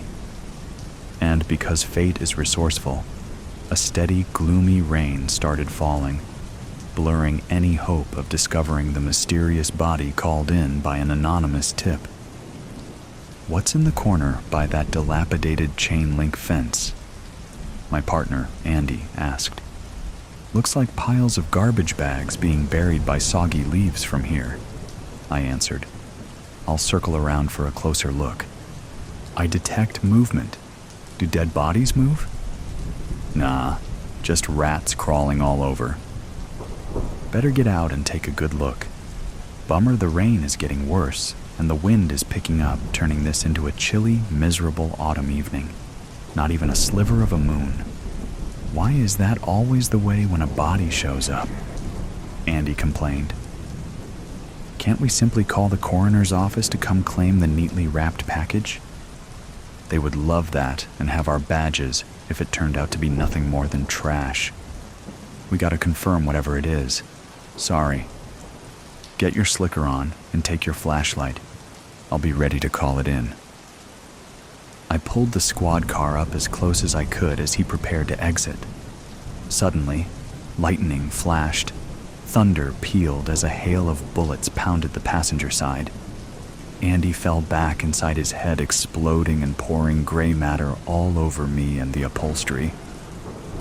Reacting instinctively, I spun out of the lot, laying new rubber on the old asphalt and bumping over the crumbling center meridian, at the same time trying to figure from which gaping windows in the 4-story abandoned factory building the bullets were spewing, cursing under my breath. "F***ing prank call! How can this be happening?" Collecting my scrambled wits, I squealed a UI about half a block away and paused on the side of the street, looking back at the front of the building. Like rats abandoning a sinking ship, perps were scurrying out of doors carrying backpacks and rolled-up bedding. They appeared homeless, but any of them were potential suspects, and they were all getting away along with the weapons while I was on the horn to Central. Like a crazy man possessed, I ground into gear and plowed ahead, showering taser rays from my weapon, aiming at legs to slow them down. So what if I hit a few with my bumper? We would need witnesses. "Officer down, send armored SWAT," was all I remember shouting into the mic. I sped out of retaliation range and waited for backup, not knowing if any would be available. All I wanted to do was hold what was left of my friend and partner. An 18-year veteran of the force, he was already looking forward to retiring and spending more time with his beautiful wife, Jolene, and his teenaged sons, Andrew Jr. and Joshua. I remember watching those boys grow up.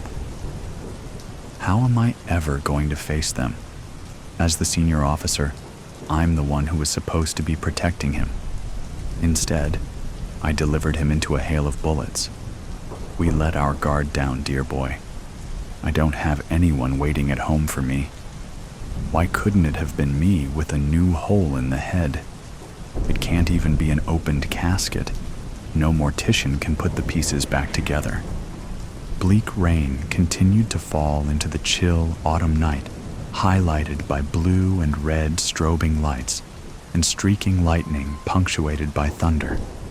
By the time the captain and lieutenant got there, I know I looked like a blubbering idiot, shivering and quaking. More squads and a special weapons van soon arrived. Don't go in there without armor and shields. I think it was a deliberate ambush set up to kill as many police as they could. Got a fake tip about a body being found, but we were supposed to deliver the bodies. I'd say the bullets were coming from the second and third floor broken windows, but so many people scrambled out of the building, you may not find any evidence. Still, someone could be waiting to claim more victims. I put a few down out front. Gotta go find some more. Bet those defund the police activists are happy with this carnage. Force is already down to bare bones. Slim odds we'll be able to round up all them. Easy, Cooper. Look at yourself. You hit it all? You've done all you're going to do tonight. Lieutenant Kramer and I will handle it from here. Someone will assess how you're doing while we assess the situation, Captain Crane commanded. Soon, ambulances were on the scene with emergency medical technicians attending to those witnesses I hit and myself. Bloody headless Andy was scooped into a body bag, and our pockmarked unit was hauled in for evidence. Ignoring all my protesting, I was delivered to the hospital and examined for holes. Hard to determine what was me and what was pieces of Andy. Really, Doc, I'm still in one piece. Only need to clean the gore off. I'll be all right. You're shaking like a leaf ready to fall. When I'm done with you, I'll assign a trauma evaluator before you crash and burn. Losing a partner like that will have long-term effects if left unaddressed. Doctor's orders. Time off while you see a therapist. I'll have the support of all the guys in the precinct. I'm not sure about a shrink, but I promise you, I'm gonna be someone's worst nightmare once I get back on the street to find the monsters that riddled us. They don't understand what they've created. I'll never retire. I'm a lifer now. You can bet. Gonna rain long-term regrets down on them. The ghost of old Jeb Brown. Childhood memories of walking home from school on Halloween Day. Cool breezes under overcast skies. The scratching of dried leaves on the pavement as the wind pushed them by. They crunched under my feet and made a swoosh, swoosh sound as I walked through them. When I got home, I raked them up into mounds and cannonballed into them with a splash like crunchy water. My old Labrador retriever with his gray face would find the energy to join in the fun, pouncing on top of me with a vivaciously wagging tail. The neighborhood was always decorated for fall. There was nothing creepy or scary at all. Hay bales and scarecrows peppered the subdivision along with the old, dried-up corn stalks. Every house had a jack-o'-lantern. We'd spread out old newspaper over the table to carve my pumpkin, cutting off the top. I'd scoop out the sticky fruit and separate the seeds. Mom would wash the seeds and salt them up before baking them in the oven while I cut out triangular eyes, a nose, and a goofy smile with only a few teeth. A candle was always placed in the center, giving the pumpkins a ghoulish glow. Homework was done with haste. A shower was taken early. Dinner was served before dark. My costume was never anything fancy. A plastic character's suit with a hard-to-see-through plastic mask that was held on by a thin rubber band. Yet, I was proud of my costume, excited to be for one night the character I chose, all ruined by an overly concerned mom who demanded I wear a jacket. The streetlights came on and the subdivision filled with kids accompanied by adults. There were vampires and princesses, robots and witches. Some costumes were homemade, some were store-bought, some were extravagant, and some were cheap. None of us kids cared. It was Operation Candy. My parents released me like I was a hungry jackal looking for a carcass to feed from. Mom would always stay home to hand out the candy while Dad double-timed it to keep up with me as I ran from house to house. The Fambros' house was always a good one. Their mom would dress up as a silly scarecrow, much like the one from The Wizard of Oz, and sit out on the front porch. She would ask us if we wanted a trick or a treat. If you answered trick, she would do cartwheels or sing and dance, something funny to entertain us kids. I'd pick trick just for a laugh. The Bedwells' home was my favorite. On their porch, they had a scarecrow they called Old Jeb Brown. It was made of denim overalls and a red and black plaid flannel shirt stuffed with straw, boots for feet, gloves for hands, and a jack-o'-lantern for the head. Inside the head, they put a speaker. Mr. Bedwell would sit on the couch inside and wait for trick-or-treaters to walk up and then scare them. Even though I knew it was coming, he always managed to scare me. They would always invite us in and tell us the story of Old Jeb Brown. Old Jeb once owned all the land the subdivision was built on. For many years, he lived a reclusive lifestyle on the edge of town. He rarely accepted visitors, and never when they were unannounced. He built a rickety barbed wire fence around his property and posted signs that read, "No trespassing. Violators will be shot on sight." He posted those about every 50 yards or so, according to the story. People, for the most part, took that warning seriously. However, every Halloween, there were those few who would bang on his door and yell trick or treat. Old Jeb would greet them at the door with a rifle in hand. People would go scurrying away. Jeb would always fire a warning shot to let them know to never come back. Late one night, on Halloween, 1953, a group of teens felt it was their place to teach Old Jeb a lesson in politeness. They snuck up his driveway, threw a flaming bag of poo on his porch, banged on the door, and hid. Jeb never woke to put out the flaming bag, and it caught his porch on fire. The teens who were hiding in the shadows ran off. Jeb died in the house fire. Mr. Bedwell went on to tell us that the following Halloween, those kids went missing, and that they weren't the only ones. There have been cases of missing teens on Halloween over the decades. He believes it was the ghost of Old Jeb Brown exacting revenge on bad kids on the anniversary of his death. As a young kid, the story did a good job of scaring me straight. But when I turned 13, it was just a bunch of malarkey. At that age, I hit a growth spurt and was too big to trick or treat. The little things like jumping in the leaves, carving jack-o'-lanterns, and the magic of autumn were lost on me. Frankly, I hated the season because it meant school was well underway. That year, Halloween fell on a Friday, and two of my friends stayed the night at my house. They told me there were other ways to have fun on Halloween than trick-or-treating. We waited until my parents went to bed. We grabbed toilet paper, all the eggs we had, and a couple ball bats. We snuck out of the house late that night. We found a neighbor's house with no lights on and threw toilet paper in their trees, covering it. We then egged their car using half the eggs we had. Then we destroyed their decorations and smashed their mailbox. A light came on in the house and we took off running, dodging behind another house so we wouldn't get caught. We found it all exhilarating, laughing at our antics. We took a shortcut through the yards to the opposite street, Mr. Bedwell's street.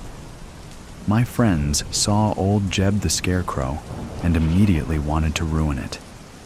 I told them I didn't want to mess with that house, that I knew the guy, but they didn't want to listen. They started with the toilet paper, just like the last place. Then they moved on to egging the front of his house. My one friend, Jimmy, grabbed a large landscaping stone from Mr. Bedwell's yard and threw it through his bay window. They turned to run, but Jimmy didn't get away. Old Jeb jumped up and grabbed him. Me and my other friend, Ricky, screamed in fright, but were not about to leave our friend. We started hitting the scarecrow with the bats, but the bats didn't faze it. By then, the lights were on in Mr. Bedwell's house. He was furious, but ran outside to help Jimmy. The scarecrow knocked Mr. Bedwell down and ran off with Jimmy. We chased old Jeb all the way to the graveyard. There, Jimmy started sinking into the ground, and the scarecrow fell into a limp pile of clothes and straw. We grabbed a hold of Jimmy and pulled with all our might, but something stronger was pulling him down.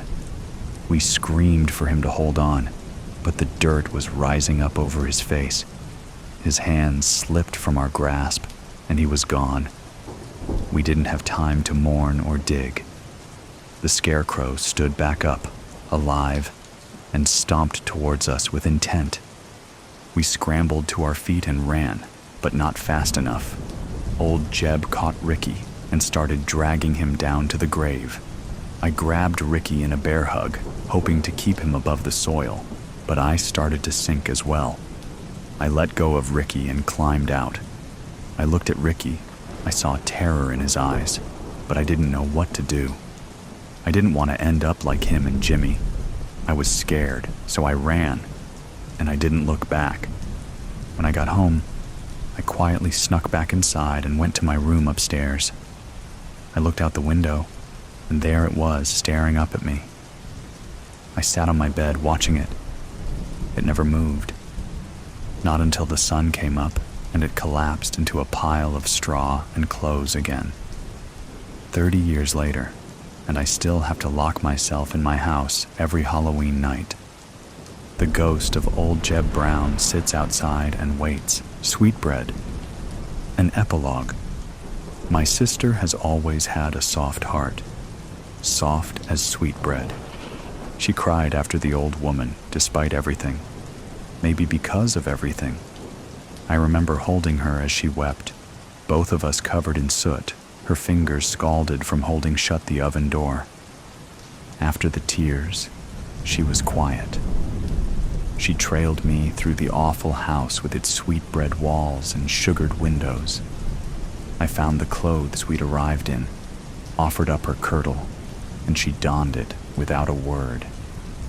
She showed no whisper of response when we found the treasure in the attic, only nodded vaguely when I asked her to help me fill up the few bags we could easily carry back through the woods. Maybe it would be enough to keep us safe from our stepmother's whims. I do not want to go back there. It was the first she'd spoken in hours. I hesitated outside the witch's cottage, looking back over my shoulder at her. I do not want to go back to them. I sighed. Nor do I, but where else can we go?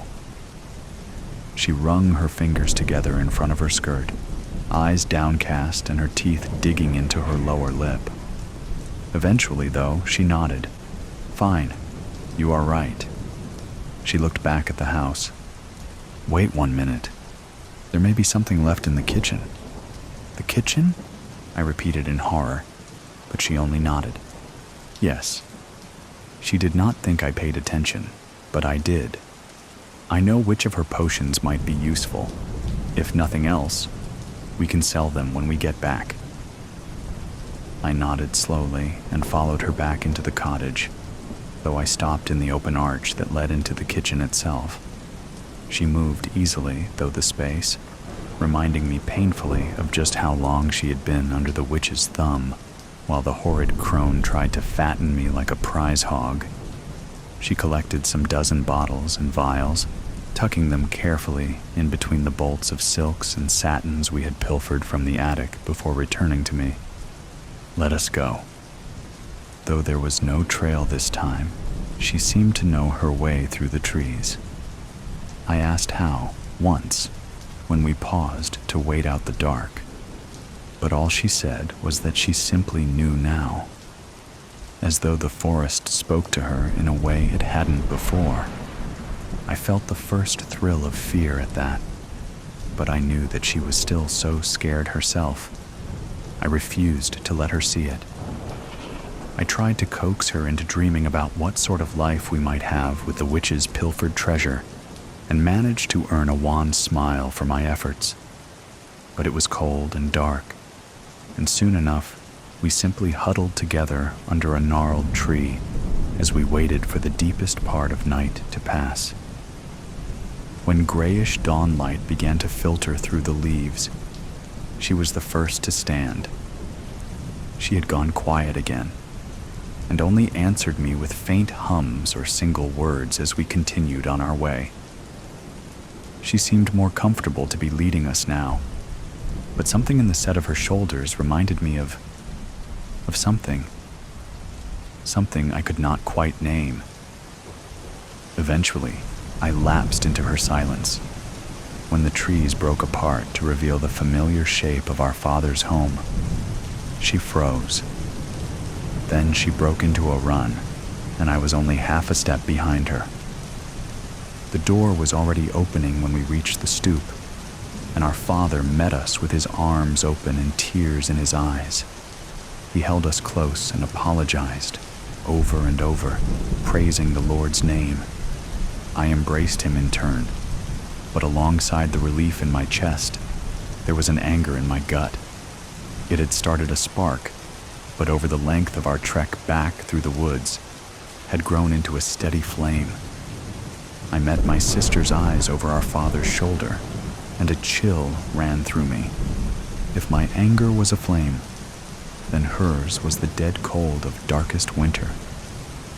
Our father explained that our stepmother had been stricken ill not long after we left. She was in her room now, asleep, and had been for days. He did not expect her to recover, though he had been following the physician's orders as best he could. "Perhaps she shall rally to see you," he offered us hopefully. When neither of us answered, he sighed and dragged a hand down his thick beard. There was more gray in it than I remembered. "I know you must be angry with me, with us," he told us wretchedly, "that I could lose track of you so easily.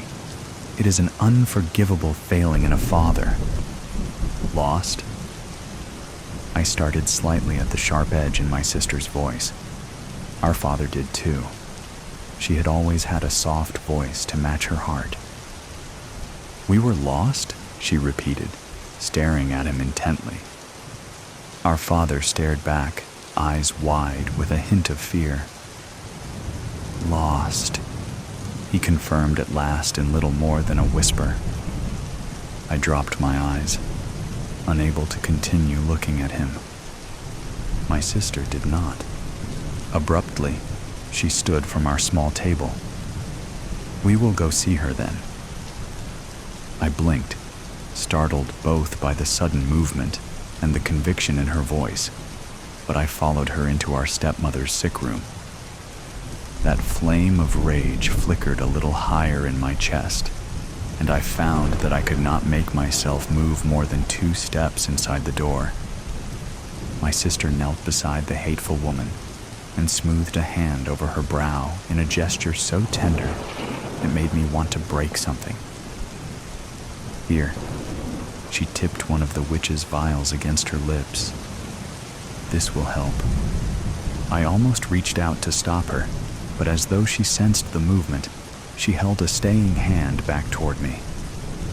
When the vial was empty, she stood and brushed her hands down the front of her skirt. She did not look at me as she left the room. I hesitated a moment longer behind her, staring at the woman who had left us to the wood and the wild.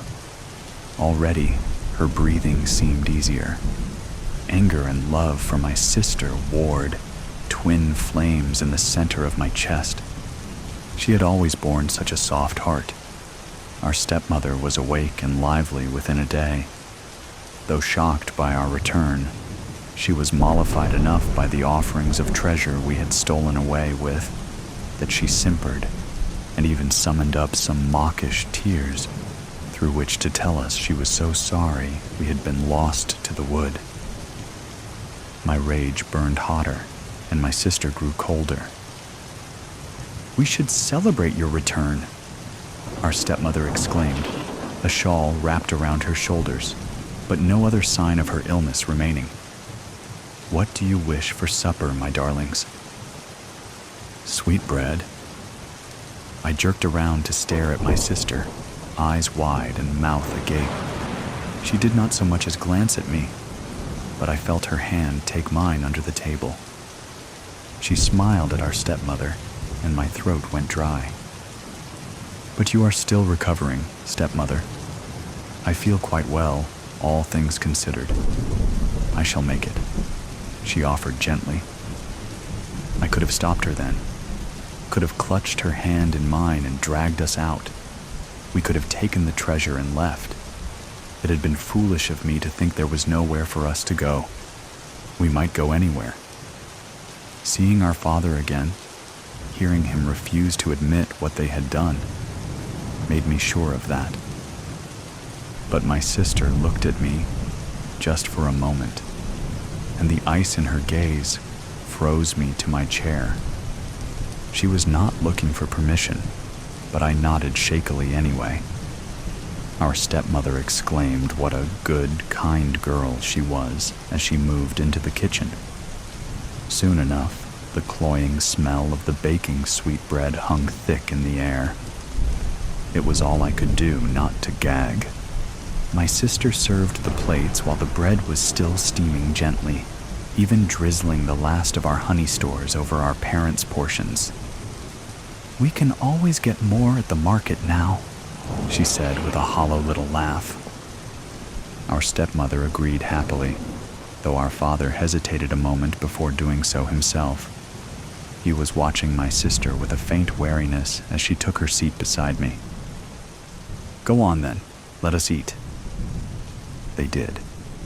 We sat in silence. It took our stepmother first. A faint cough, a furrow in her brow.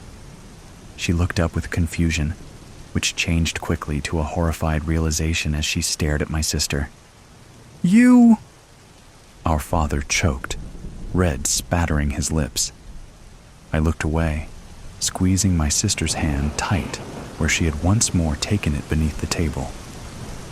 We were desperate," he strangled out, reaching for her pleadingly. "I did not want to. She made me." My sister shook her head. "You let her." He collapsed forward onto the table, his breath a wheezing rattle that grew fainter with each passing moment. Our stepmother tried to lunge for us, but her legs gave out, and she sprawled across the floor. A scarlet trail, like candied jam, trickled from the corner of her mouth. "You!" She gasped again, glaring balefully up at my sister. "You! Little witch!" They both began to convulse. I buried my face in my sister's shoulder. I could feel her stroking my hair. Even without raising my head, I knew she did not look away until their last breaths had faded into silence. Then she simply stood, her hand still in mine. We were both silent as we gathered up our bags, still unpacked by the front door, and stepped out into the cool evening. "You are afraid?" I swallowed. Yes." She smiled at me, squeezed my hand again, and all I felt was cold. "You do not need to be. I will protect you." My sister has always had a soft heart, soft as poisoned sweetbread, noises from the wardrobe. I was crying when Mummy came to tuck me in for the night. "Come on, Jamie, my love, dry those tears away. And please, let's not have any more of that silly nonsense about monsters in your wardrobe again tonight," she whispered, stroking my cheek. "You know how cross Bill gets about it." Bill, my stepfather, a horrid man, always shouting at me for one thing or another. How I wish he and Mummy had never met. It was only since he had come to live with us that the scary noises had begun. But they are real, Mummy, I swear to you. I hear them. She sighed and stood up, padded over to the wardrobe and opened the door, revealing a small closet packed with my clothes on hangers, which she shuffled from side to side. See, sweetheart, only your clothes in here. There's nothing at all to be frightened of now, is there? I swallowed as hard as I could and managed a tiny little shake of my head. Bill stood watching at the door. He narrowed his eyes, giving me one of his mean sideways looks, and told me that if I disturbed them again that night, I would have to stay inside my room the whole of the following day. Mummy was watching me, so she didn't see the expression in his eyes. He never does it when she's looking. She smiled, kissed me again, and walked over to him. "Look, we'll leave your nightlight on for you, my darling," she said. "Good night now." It was my shivering that woke me. It was exactly 3 o'clock. I am sure of that because I heard our grandfather clock in the hall downstairs chime 3 times. I was ice cold. My duvet had tumbled to the floor and my fingers and toes felt numb. Outside it was ever so windy and raindrops were hammering against the window pane. I liked to keep my curtains open so I could see the man in the moon when he smiled at me. That night, though, I couldn't see him at all.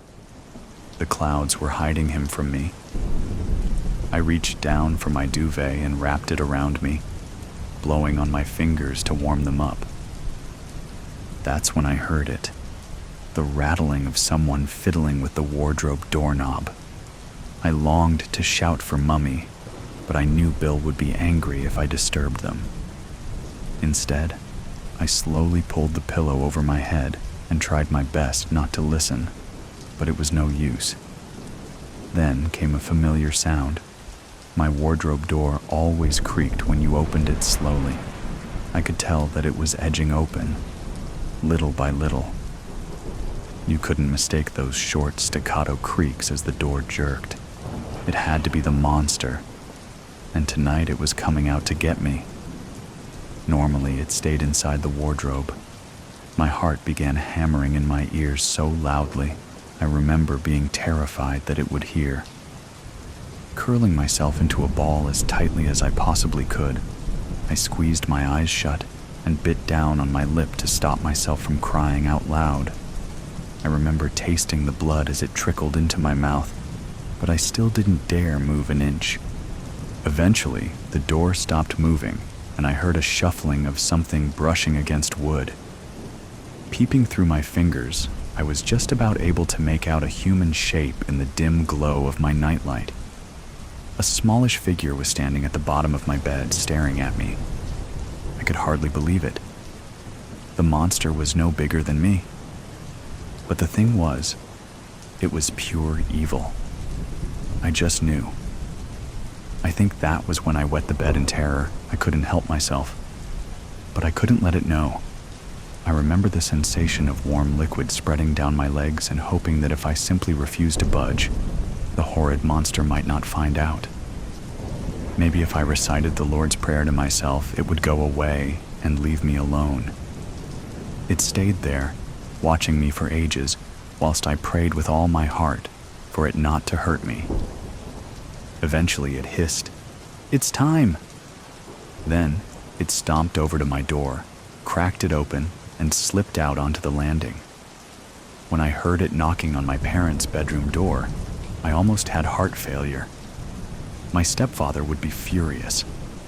It hammered on the door again, and then I heard Bill groan and ask in his cross voice what the hell I thought I was up to.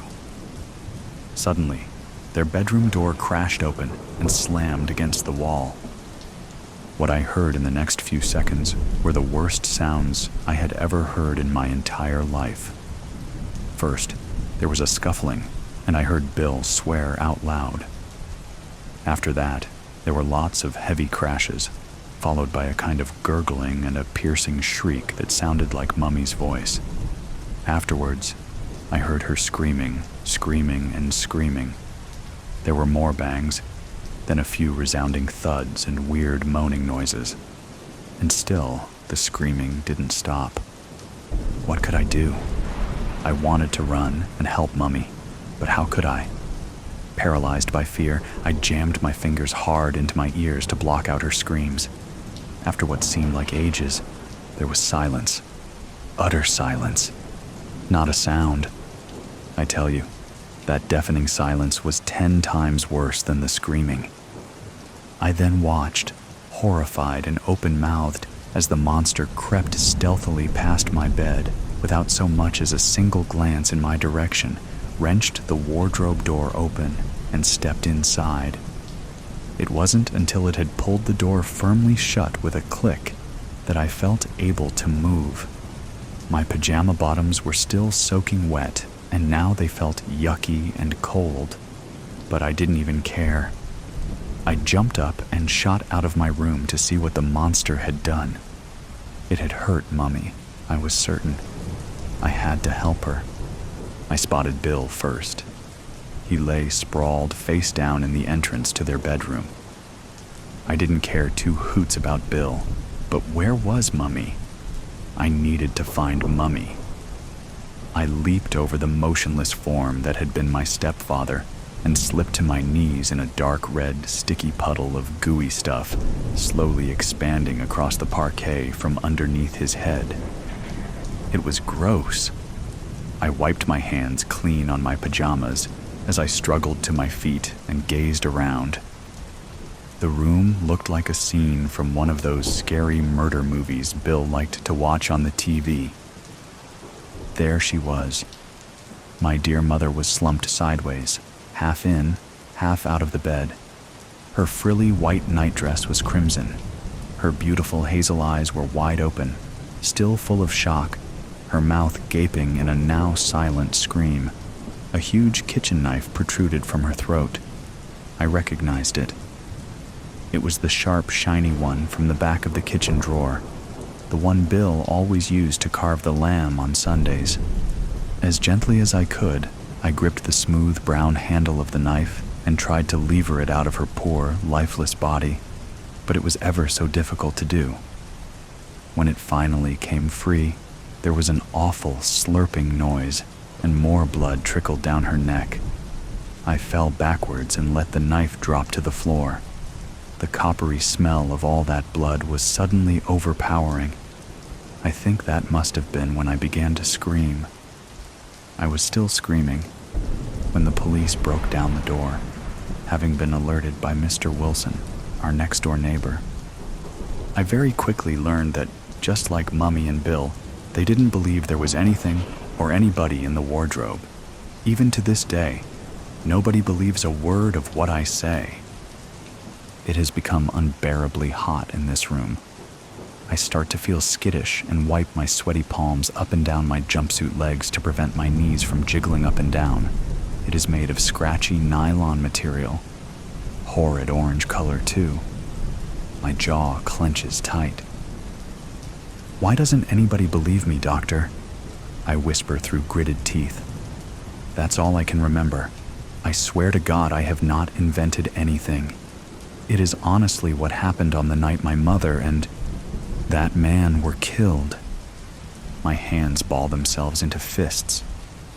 I have learned this is not considered good behavior, however, so I force myself to uncurl them, finger by finger, and carefully place both my rigid hands, palm down, and fingers outstretched on my lap. Tears are flowing, dripping from my chin to my chest. I let them fall, but they begin to cause the cloth to become clammy, and it sticks to my chest. Feels like blood. God, I can't stand it. My left eye twitches and I begin to rock back and forth. My throat is dry. I feel myself slipping. Dr. Simpson is staring at me. "All right, James.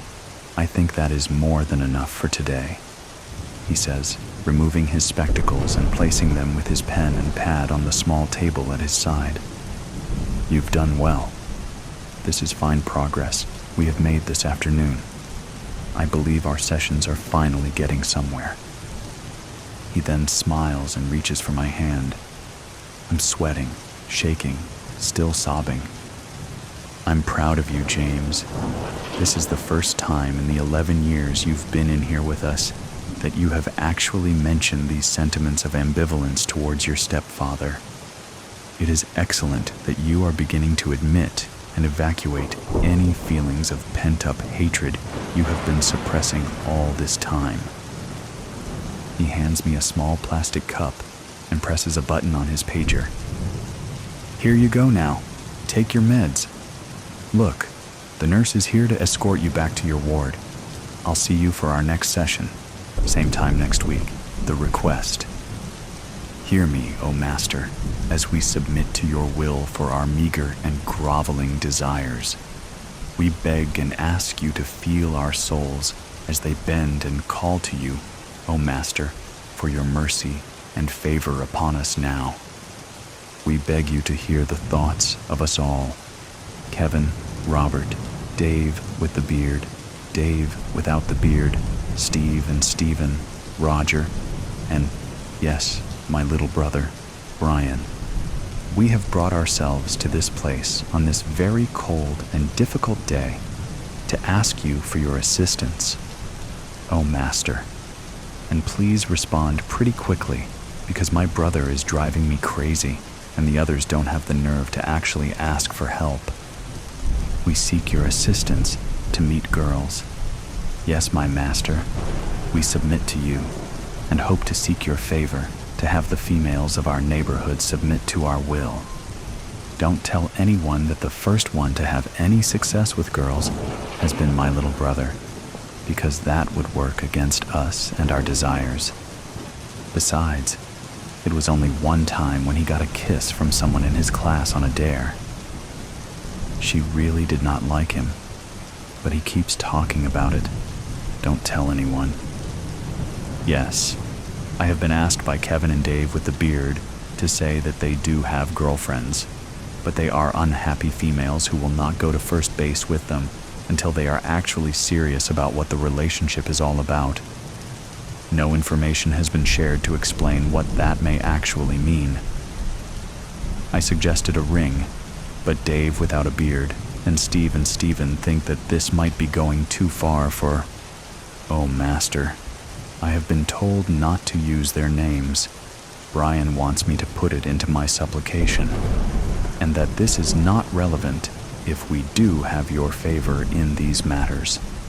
From our deep study of the material, we know that you do show your touch upon those who are willing and aware to sacrifice what we love to gain your respect. I still think it would make more sense to use our full names, but some people are too frightened of your power to be that willing. So, we will instead make our offerings to you. We have brought you the following as our sacrifice to you. My watch, given to me as a gift for my 16th birthday, and linked with the promise that this was one that my grandfather wore for many years and wanted me to have. I never wear it, but it is a potent sacrifice. Dave with the beard has offered you all of his comic books. He has been collecting them with Dave without a beard since he was merely a child. They are both willing to give it up now, and it has nothing to do with the information they have provided this evening about their move to a new place and their lack of space. They are also not related, although it seems sometimes that they could be brothers, despite the difference between hair color and attitudes toward life. I will continue. Kevin has a very nice guitar that he no longer plays, a Rickenbacker with 12 strings. I have offered to buy it from him at a reasonable rate. A discount should be considered, but he has chosen to carry it all this way and provide for you, O Master. Please accept his misguided offer. Seriously, I can play, and if he would just give me a chance, I could prove it. Steve and Stephen have. I must admit that they are family, not brothers, O Master, but cousins far removed from different parts of the family and living in the same neighborhood. Yes, it has caused some confusion among us, but also some amusement.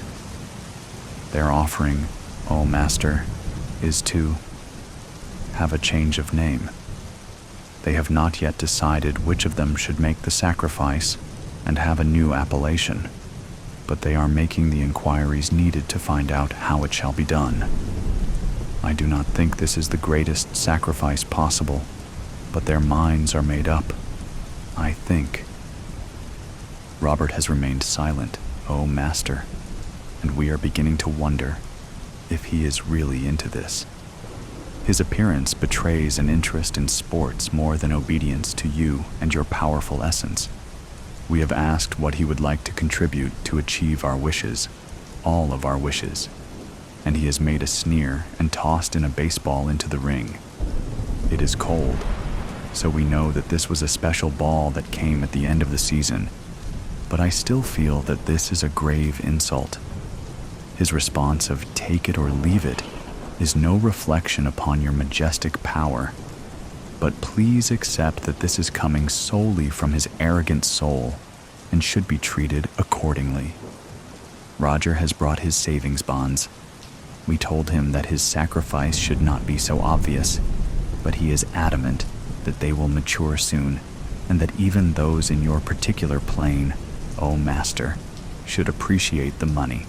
So his offering is made, although I think that he may have other investments that are much more liquid that he is not willing to share with us.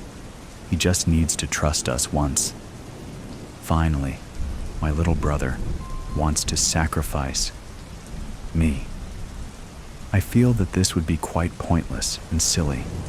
I also feel that I should inform our mother of this nonsense, but he has already threatened to expose our group to our parents, and I fear that I must allow him to do this. I would be honored to sacrifice myself, but I would like to be clear that this is done simply out of spite by him. The choice is yours. And seriously, O Master, don't listen to my little brother. He won't really appreciate all that can be offered to a lost soul. He's spoiled enough as it is. Here endeth our request. Venus buried. The girl in the graveyard is your best friend, so you take her home. The night is a bruise between you, a blotch of rogue in the passenger window, the color of fruit left out to fester. The body pries at her seatbelt, a finger, then two. The radio echoes static, the body shuffles in her seat. You study the face, the similar slice of jaw, the nose humped from where a baseball had hit her at 12, just slightly off center. The skin like a rain-licked plastic bag, the stink of musk and sulfur. You want to look away, but you cannot. She's so beautiful. Even like this, your headlights rake warbled slits through the dirt road, a yellow like jaundice. Your hands are stiff from the cold, your lips cracked. The girl beside you is dead, and you are bringing her home. 4 days ago, you'd stepped into a hardware store and emerged with a shovel sturdy enough to lift a life on. 4 days, you'd spent digging dirt in your own backyard yard until loam muddied under your fingernails and erratic holes split garden beds like the mouths of greedy beasts, until you could sift through soil with your eyes closed, with a hand bound. 4 nights you had laid in your bed staring at the pockmarked ceiling, wondering what it felt like to burn alive. Now, the shovel beats dull against the skin of your trunk, your hands gripping the steering wheel like a throat you're trying to silence. The body turns, dawn bleaching the salmon gray of her skin. The left eye slips from its socket, and she pushes it back in with the heel of her hand. She smiles, head lolling like a marionette's. "Sorry, baby."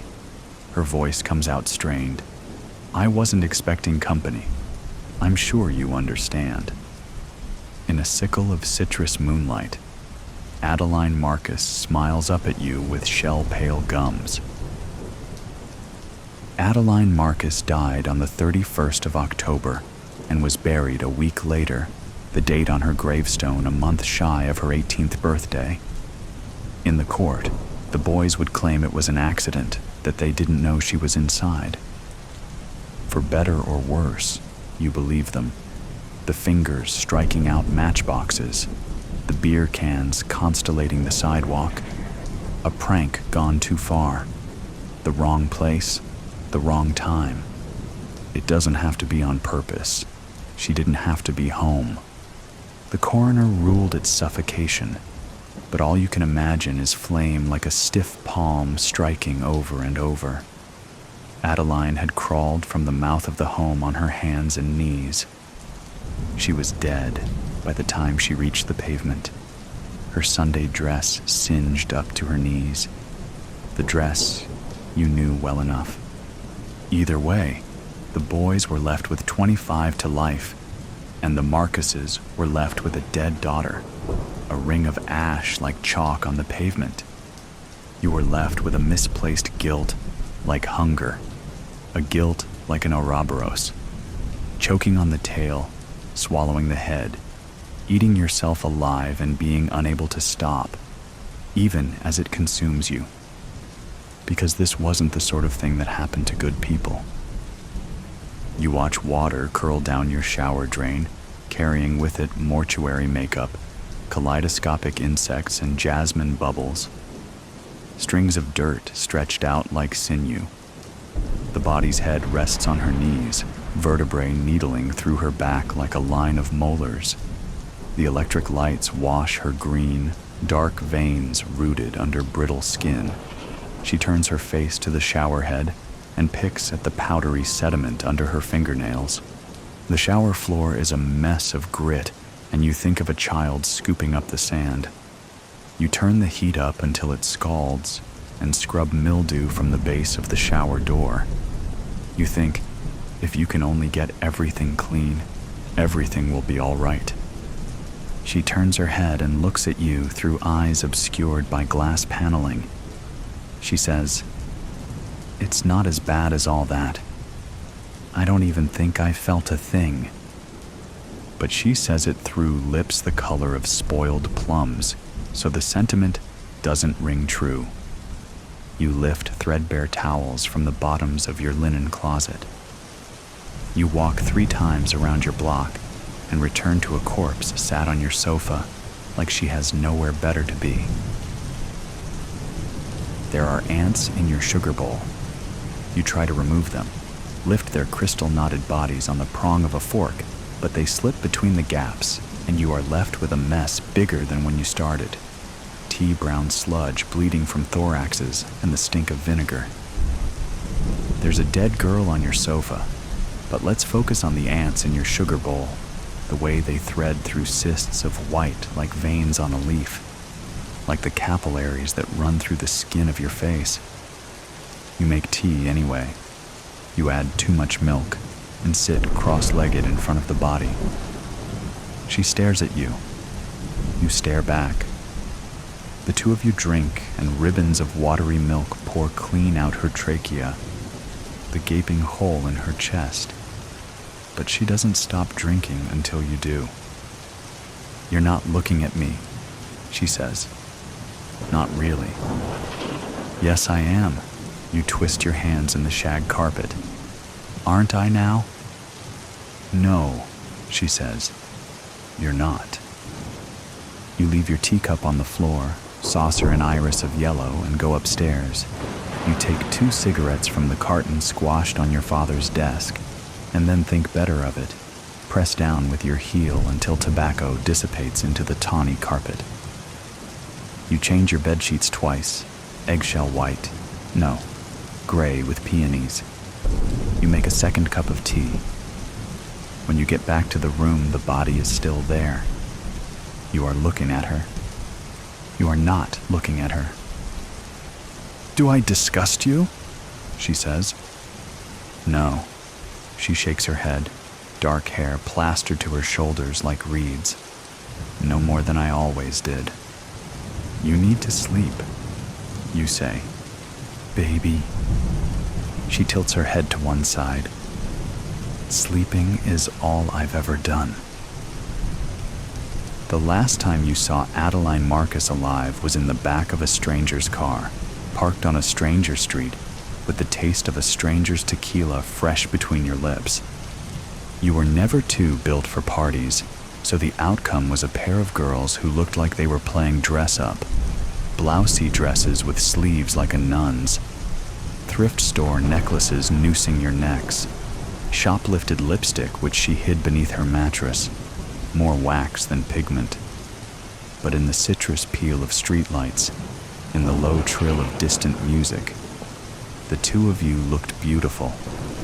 She had her legs curled under her and was sitting sideways in the back seat, her hand resting on your knee and the other palmed against the window. A song on her lips that you couldn't quite place. You were too close, but it was night, and everyone was inside and drunk. And sometimes we all need to feel closer than we should be, to lose ourselves a little. The song melted on her lips, swallowed into the limp press of salvia and booze, and you said something like, "I think I should go home now." And she said something like, "Have another drink." And so you did. You let her pour the liquor into the flimsy mouths of red plastic cups and watched her swallow. She said, "You're so pretty." And you said, "I think you should stop." And she said, "Just let me say that one thing."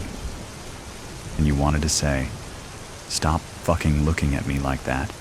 And you wanted to say, "I want to crawl inside you and make a life for myself in the city of your mind." And you wanted to say, "Let's just be quiet. Let's just not talk. Let's just not ruin a good thing by telling the truth." Instead, you pushed open the passenger door, stumbled out onto the skin of vein blue sidewalk. "I'm going home now."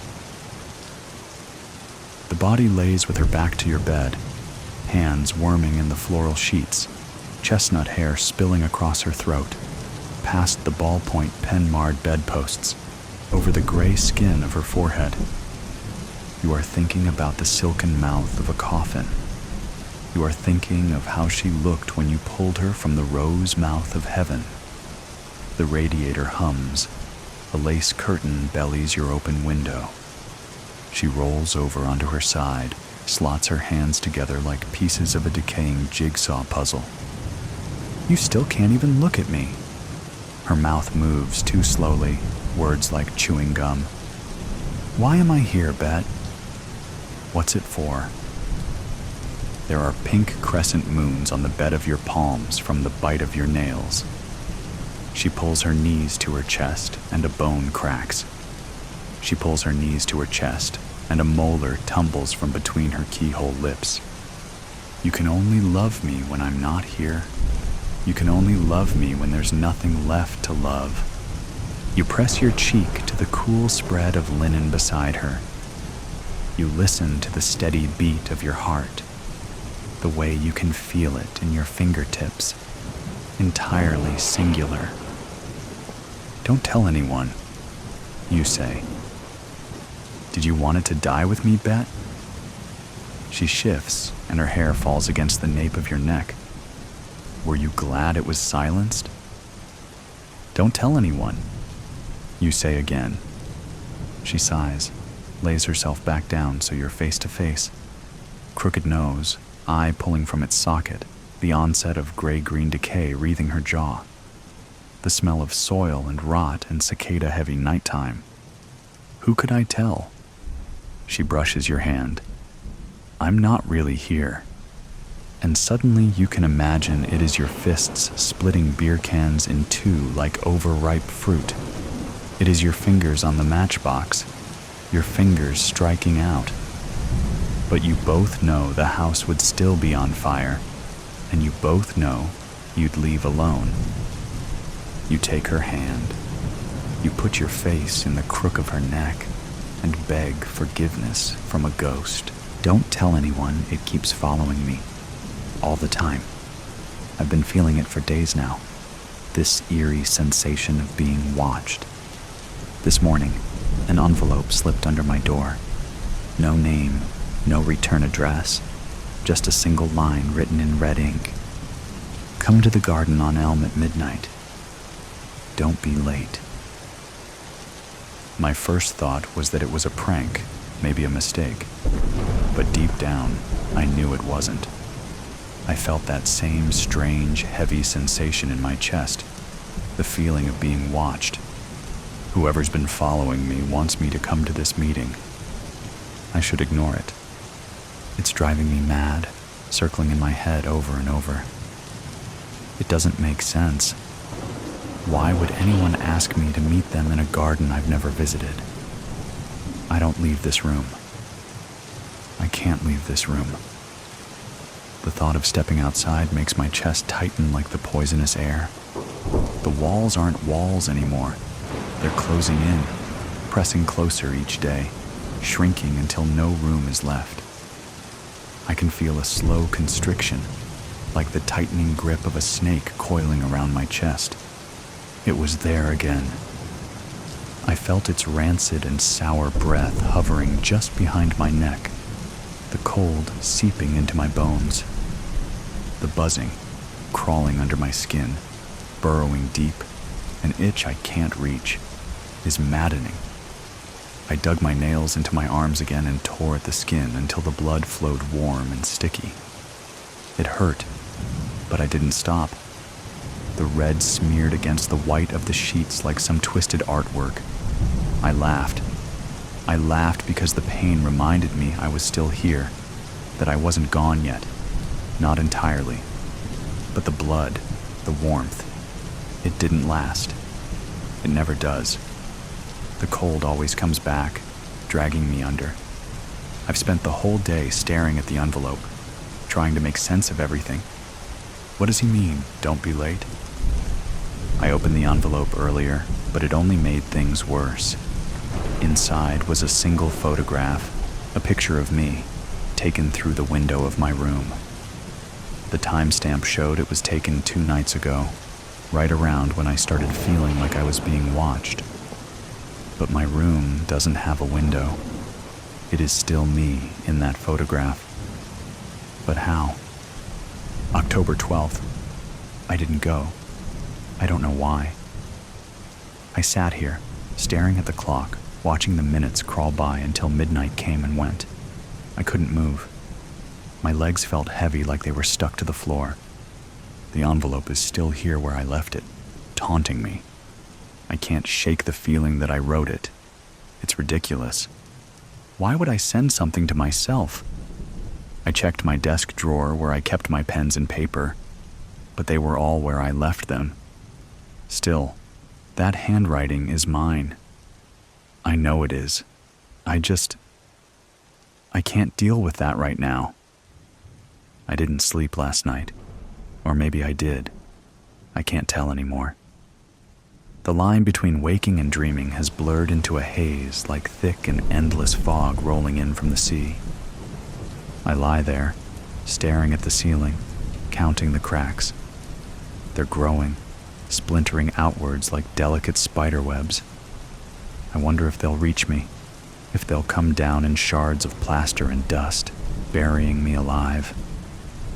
I wouldn't mind. When I close my eyes, I see it clearer now. The dark mass, the shape it takes. God, it's horrific. It's all wrong. Its body is twisted, its limbs are too long, joints are bent at impossible angles, and the skin is slick and black like oil, dripping. And its face, or what should be a face, it shifts, twisting like clay, eyes forming then disappearing, mouths opening and closing, filled with rows of jagged teeth. It stood at the foot of my bed last night. I felt it staring, even though there were no eyes. The weight of its gaze crushed me into the mattress. I couldn't move, couldn't breathe. My heart pounded so loud I was sure it would burst out of my chest. I could feel it feeding off that fear, growing stronger, reveling in my helplessness. October 13th. I didn't take the pills today. They're trying to poison me. I see it in their eyes when they hand them to me. Their fake smiles stretched too thin. The red-haired one, she's the worst. She is always cheerful. She thinks I'm too far gone to notice. But I do. I notice everything. She came by earlier. I didn't like the way she looked at me, like I'm an animal. I smiled back at her and watched her flinch. She thinks I'm docile, but she doesn't know. She doesn't know what's been following me, what's been whispering in my ear. The envelope's still here, on the nightstand, staring at me. Why can't I stop thinking about it? Why can't I just let it go? The garden on Elm. It's not real. I know that. I know I never wrote it. But sometimes, in the quiet moments, I wonder. What if it's me? What if I've been sending these things to myself all along? Number. That's impossible. I wouldn't do that. I scratched at the walls today, tried to tear them down and tried to escape. I could feel it closing in, but the walls wouldn't give. My fingers bled, my nails broken, but the walls held firm, cold, and unforgiving. I could hear it whispering through the cracks. I can't understand the words, but know they're meant for me. October 14th. The feeling was more vital and intense today. It's getting closer and more aggressive. Every step I took, every corner I turned, was right there. The light stretches it out, twisting it longer and pulling it closer until I feel drowning. I've feared so many things, but nothing like this. It started when I was a kid. My stepfather had this way of punishing me when I did something wrong. He'd shove me into the closet in the basement and lock the door. I can still hear the click of the lock, that final sound before the darkness swallowed me whole. And I remember the worst day. The day it came. It was one of the longest times he'd left me there overnight. I don't remember what I did to deserve it. The punishment lasted longer than usual. I screamed at first, banging on the door, but no one came. They never did. The darkness wrapped itself around me, smothering my cries. It was like a blanket of silence, pressing in closer and closer until the only sound I could hear was my own heartbeat, frantic in my chest. The hunger came first, gnawing at my insides like a rat chewing through bone. Then, the thirst. My lips cracked, and every breath was dry and sharp. The need to go to the bathroom hit next, but I held it for hours, clutching my stomach, praying he'd let me out. But he didn't. Eventually, I couldn't hold it anymore. The urine soaked into my clothes, warm and humiliating at first, then cold and stinking as it mixed with the damp, musty air of the closet. The smell filled the tiny space, suffocating me and burning my nose. I cried, not from pain, but from the shame, the filth. And then, hours later, or maybe minutes, I don't know, that happened too. I had nowhere to go. I couldn't hold it. The shit pressed out of me, warm and sticky, and I felt it spread beneath me as I sat on the wooden floor. The smell was unbearable. My skin crawled with it, with the filth of my own body betraying me, trapped in that black hole of a closet. And that's when I felt it. I can still remember the exact moment. The darkness had changed. It wasn't just empty anymore. It was watching me. It was alive. The air had shifted and thickened like something had slipped into the closet with me. I froze, my body trembling, my throat dry and raw from screaming. My heart pounded in my chest, each beat like a drum, slow and sickening. I couldn't see it, but I knew it was there. I could feel it hovering just out of reach. A presence. It wasn't like the darkness that had always terrified me. It was something far worse. Something that was feeding on my fear, on the filth, on the weakness I had become. That's when I first sensed it. Whatever it was, it had slipped into my world and has never left me. October 15th. The nurses, they're scared of me now. I see it in their eyes, how they flinch when I move too quickly, and how they talk in hushed whispers just outside my door. They think I don't notice, but I do. The way they look at me, like I'm a rabid dog, something to be caged and kept away. Good. The reddish nurse came again today. Her smile is unnatural, stretched so tight it looks like it might split her face open. She handed me the pills.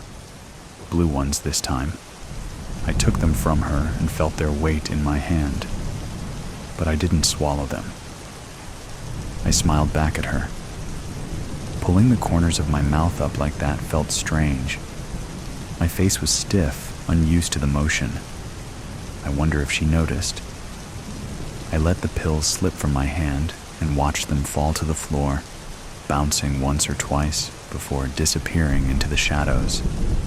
The shadows have been moving more lately, creeping across the floor like they're alive and hungry. I like to watch her bend to pick it up. Every time, her skirt hikes up just enough for me to see the curve of her thighs, the pale skin peeking out from beneath the hem. She does it deliberately. I know she does. She thinks I'm a vegetable, a shattered man with a broken mind locked away inside my own head. She thinks I don't notice. But she's wrong. She doesn't know I'm not alone. I've never been alone. So, she was honestly surprised when I knocked her to the floor. It wasn't hard. She's small, fragile. Her eyes widened, lips parting in shock as I grabbed her and shoved her down. Her breath hitched, a sharp air intake, and I could feel the excitement, the pulse of something dark and wild rushing through me. It wasn't me. I wasn't in control. It wasn't my fault. It wasn't my fault. I didn't want to hurt her. It wasn't me. It was the thing that's been with me all along. The thing that's been watching now, waiting and feeding. It pushed me, whispered in my prank ear, and told me what to do. I didn't have a choice. She cried out, but the buzzing in my head and the ticking clock muffled her voice. I could barely hear her. I could scarcely feel her anymore. Everything was slipping away, fading into the hum, into the dark. It's inside me now.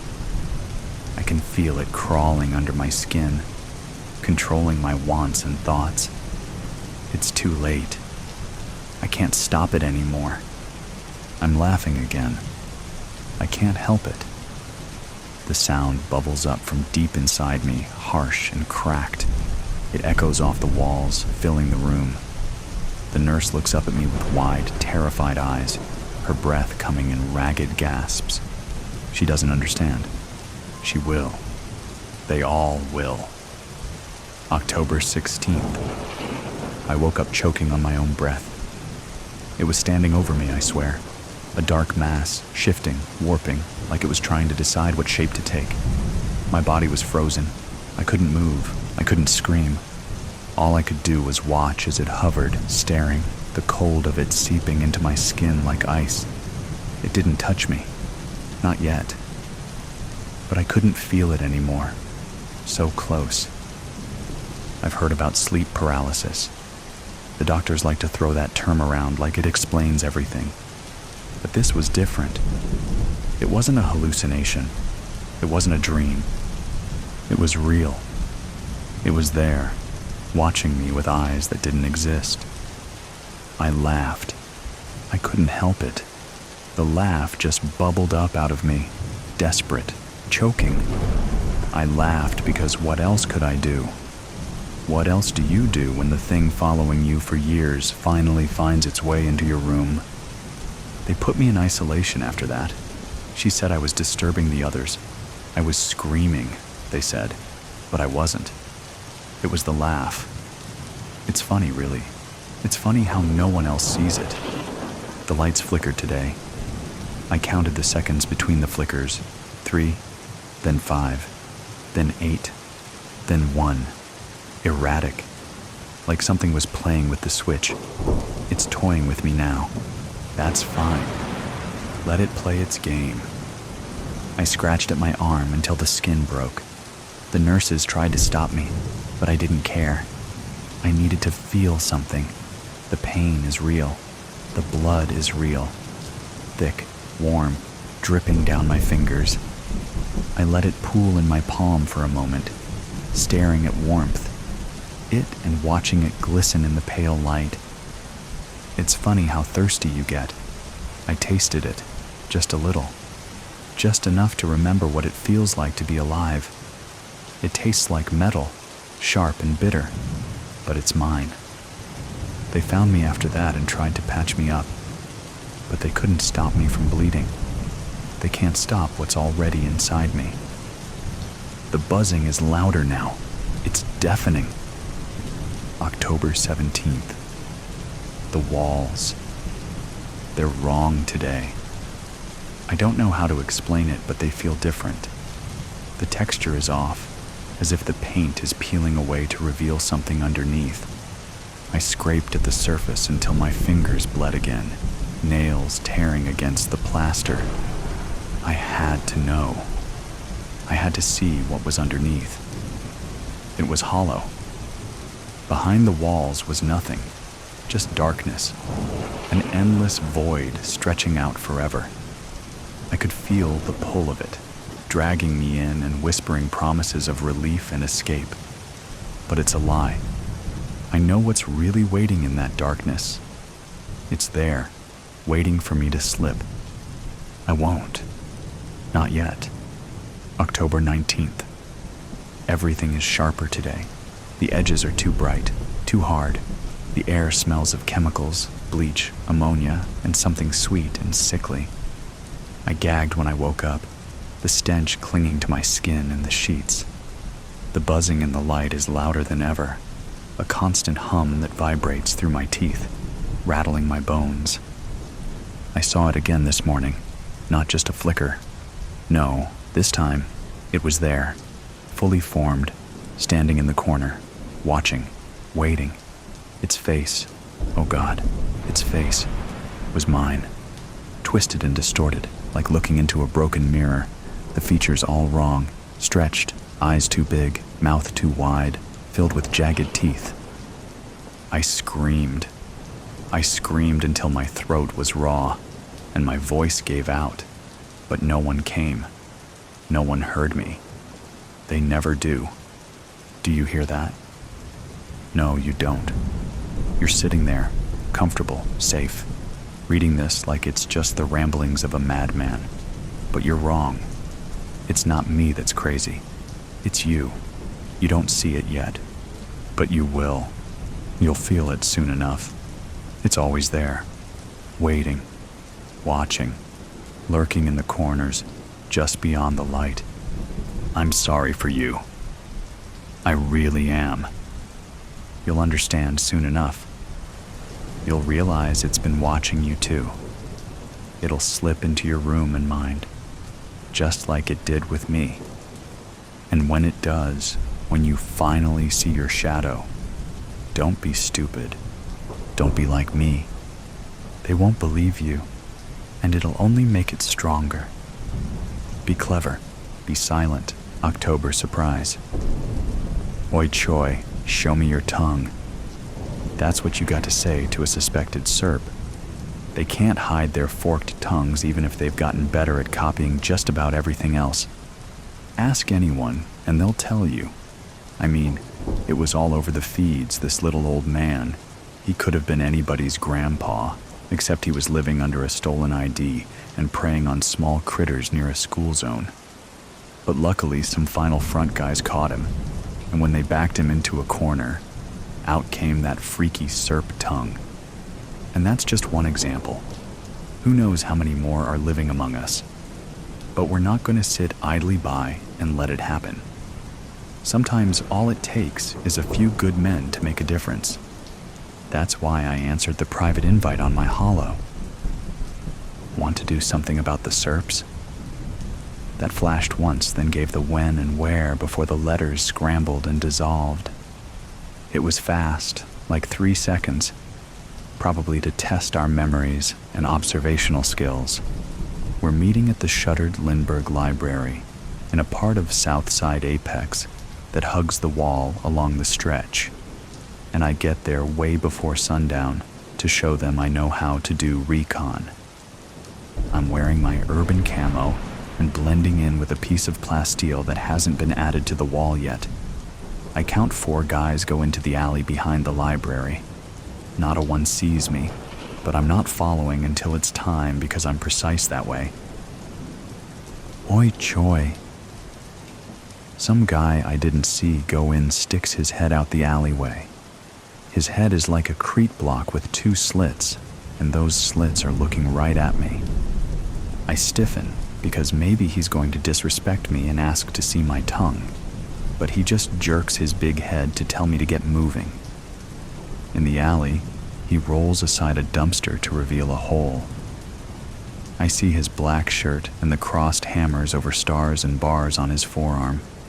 That means he's final front, so I know I can trust him. We walk down to the library basement, where floodlights and empty shelves line the wall. The 4 other guys are down there, plus 2 final front guardsmen and some cyberpunk chick fiddling with a gunmetal box on a fold-out table. When they jam our feeds and make us hand over our hollows, I know this is some alpha code red shit, and we're in it for real. Outstanding. The guy with the big head kicks aside some books that got burned after everyone realized the feeds were better, then stands in front of us. Everyone straightens up without being told. You can call me Sergeant Bill, but don't you dare call me sir, he says, kind of cool and strict at the same time. Now, you may not know us personally, but we know you. Every one of you has been carefully selected, but if you don't agree, if you have any doubts, then there's the door. No? Then let's begin. You men have been selected to infiltrate the SERPs and reveal the enemy within. My heart hammers in my ears, then skips a beat when Sergeant Bill says the mission pays double time with a bonus for each SERP we expose. Wow, Choi. I mean, I'd do it for free because I love Apex City. But the double time pay with bonuses is how I know Chancellor Ike must have our back on this mission. He's generous and understands the working man like that. It's like Chancellor Ike's in this basement with us, but we can't say his name. I mean, we can, but no one does out of respect. He's already doing so much while the Weepsters and SERP deniers attack him from all sides, so we can't say his name without giving him something else to deal with. Now, you might ask yourself, what about training? Sergeant Bill says. There'll be none of that. Training will give you away in this scenario. That makes sense. SERPs are trying to be just like us, so they won't know the difference if we be ourselves. Sergeant Bill continues on and takes the words right out of my mouth. I nod and see others doing the same. We all get it, even though none of us knows each other. I bet Chancellor Ike planned it that way through the final front. He's holding a rally all the way on the other side of Apex tonight. That's smart. Plausible deniability to keep us all safe. I watch the Sarge talk and know we're tuned into the same frequency. Choi's a badass. I bet if the basement ceiling caved in, he'd be able to stop it with his head. He's solid as a post, and I bet he's seen some shit. That makes me feel better about how easily he spotted me outside. I imagine already being out in the field and passing him in the street while I'm undercover. We won't so much as look at each other because we're professionals, but we'll both know that we're part of an unspoken brotherhood. There will be no medals for me because I can't talk about what I do, not even to my wife when I have one. She'll respect that I don't talk. Maybe I'll even meet my future wife on a mission. I glance at the cyberpunk chick still messing with the box on the table. She's actually kind of hot. Then, the basement gets pretty quiet, Sergeant Bill is looking at us like he expects someone to say something. One of the other guys, a redhead with too many freckles, raises his hand. "What if the Serps want us to eat someone's cat, sir?" "What did you call me?" "See, Sergeant." Anyone here want to help him out with that question? "You eat the damn cat," I say. "What did you say?" The Sarge gets in my face, but I stare straight ahead and repeat it. "Did you hear that?" he asks cat question guy. Then Sarge repeats my words like he's in awe. Even better, he gets all of the other guys to repeat it. "Yeah, Choi, I was made for this." Then we get serious. Sergeant Bill says we all gotta make a temporary sacrifice. I guess we all knew it was coming, but it's still hard to hear it. We're all gonna have to get Serp tongues before going out into the stretch. Cat question guy looks at me, maybe hoping I'll speak up and give him an excuse to chicken out. Nope, not going to happen. We stand there in silence until the moment's gone. Sarge tells us we'll get out normal tongues back once the mission's done. Then he drops some inside knowledge that we didn't know. The Serps don't talk when they're alone among their own kind because they're not advanced enough to have their own language. They only know how to copy.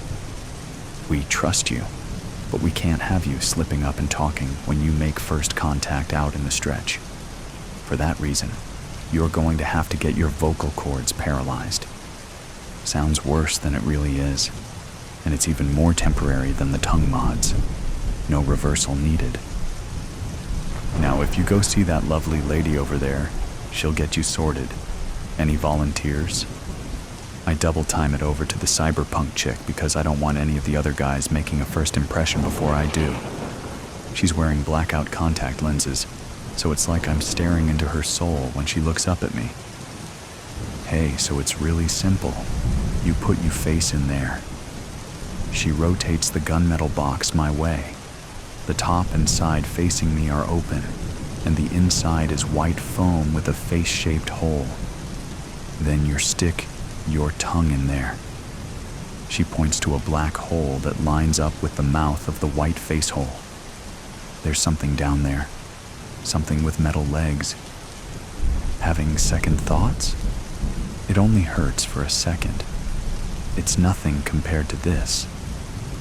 She opens her mouth and shows me her tongue stud.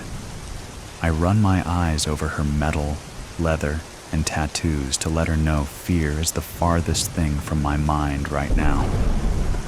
I don't know. Will I still be able to do this? I do the old 3-leaf clover tongue trick and let her get a good look while the other guys line up behind me. I stare into her designer eyes. Someone behind me coughs, but I keep staring until she gives a slow smile. Then I put my face in the box. She puts her hand on the back of my head and strokes my hair. We'll probably tell our kids about this moment. She's right. It's quick, more like a millisecond, an intense burst like a laser slicing my head down the middle, but then it's gone, and whatever's in that hole sprays something icy and soothing into my throat. Her hand stops stroking my hair, and I take my head out of the box. Another, heavier hand lands on my shoulder before I can get her hollow. It's Sergeant Bill, and he's guiding me back up the basement stairs while I blink away the white spots in my vision. "Let's check you out here, soldier," he says, when we're next to the hole that leads back out into the alleyway. It's dark now, so he pulls out a pen light and a hand mirror to give me a look. "Oi Choi." I try to say it, but my new tongue just flaps around. That's when I remember about the frozen vocal cords. Sarge plays it cool and gives me a moment to fight down the panic. I take another look. There's not even a speck of blood, and a Serp's tongue isn't like a snake's tongue. It's more like two smaller human tongues that can move in different directions. If I hold it still, I can barely tell the difference. Sarge is right. It'll be easy to reverse. I close my mouth and look at him. "Congratulations, you're first out in the field. but we have a special surprise before your stretch deployment. We couldn't tell you until you reach this stage, but you get to meet him. Tonight, Chancellor Ike. He doesn't have to say the name. As he gives me the details of how I'll get to the rally and what happens after, my eyes start to tear up. I clear my throat, but even that doesn't make a sound. "Hey, you know how to use one of these?" Sergeant Bill asks as I'm about to leave. He hands me something that feels light and solid at the same time. That's a ghost gun, undetectable and 3D printed to match the color of your skin. You get just the one shot, but you might need it if things go sideways with the SERPs. Keep it close. All right, soldier, I'll leave you to it. He shakes my hand before going back to the basement. Even if I could talk, I wouldn't have the words. The risk Chancellor Ike is taking for us goes beyond words. He didn't have to, but he did, and he's letting me meet him with a loaded weapon on my person. That's what makes him great. His ability to completely trust someone in a world filled with lies. I take a steadying breath, then remind myself to breathe only through my nose from here on out to keep my SERP tongue hidden. The cruiser is already waiting there in the alley, just like Sergeant Bill said it would be.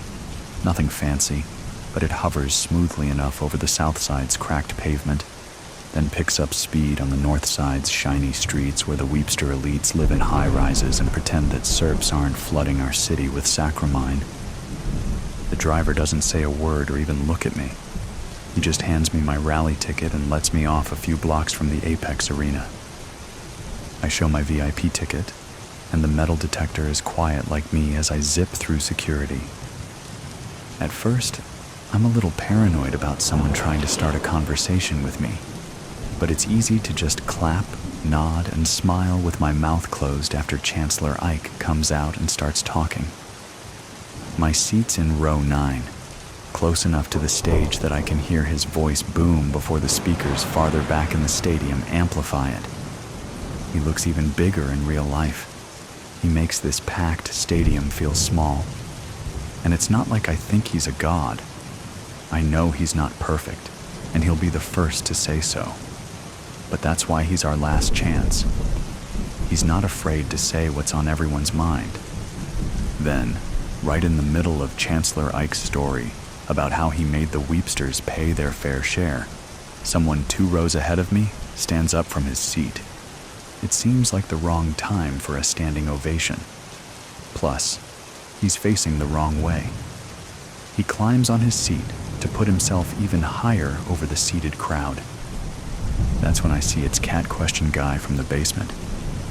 One of his eyes is swollen shut, and the other eye is bugging out of his skull, searching the stadium for something behind me. I turn my head to look back and see others doing the same. Chancellor Ike can't help but notice. "Sir? Sir, do you need assistance? Do you need someone to teach you how to sit? This guy. Look at this wacko. Are you lost? Seats are for sitting, sir." Cat Question Guy starts climbing over the other people to get out of his row. People are recording him on their hollows because that's what people do. Idiot. He's going to compromise the mission. "We need some assistance over here." The speakers carry Chancellor Ike's voice across the stadium. Cat Question Guy takes off up the aisle, then runs back toward the stage as security comes down the aisle after him. Oh shit, does Cat Question Guy also have his own ghost gun? Maybe he's a double agent. Maybe the SERPs are smarter than we think. More security is closing in on the stage from both sides, but they'll never get there in time to save Chancellor Ike. I put my hand on the ghost gun in my pocket and get to my feet. But then I see Sergeant Bill at the head of security sprinting down the aisle. "Gun! Gun! He's got a gun!" Sarge draws his own piece without breaking stride and drops Cat Question Guy with a quick burst to the chest. Everyone around me has dropped to the floor with their hollows hanging overhead to still take in the action. I realize I'm still on my feet. Sergeant Bill glances at me. I look away and start sinking to the floor to keep my cover, but something stops me. He's standing at the end of my row, and those slits in that big block of a head are still trained on me. Now, his gun is too.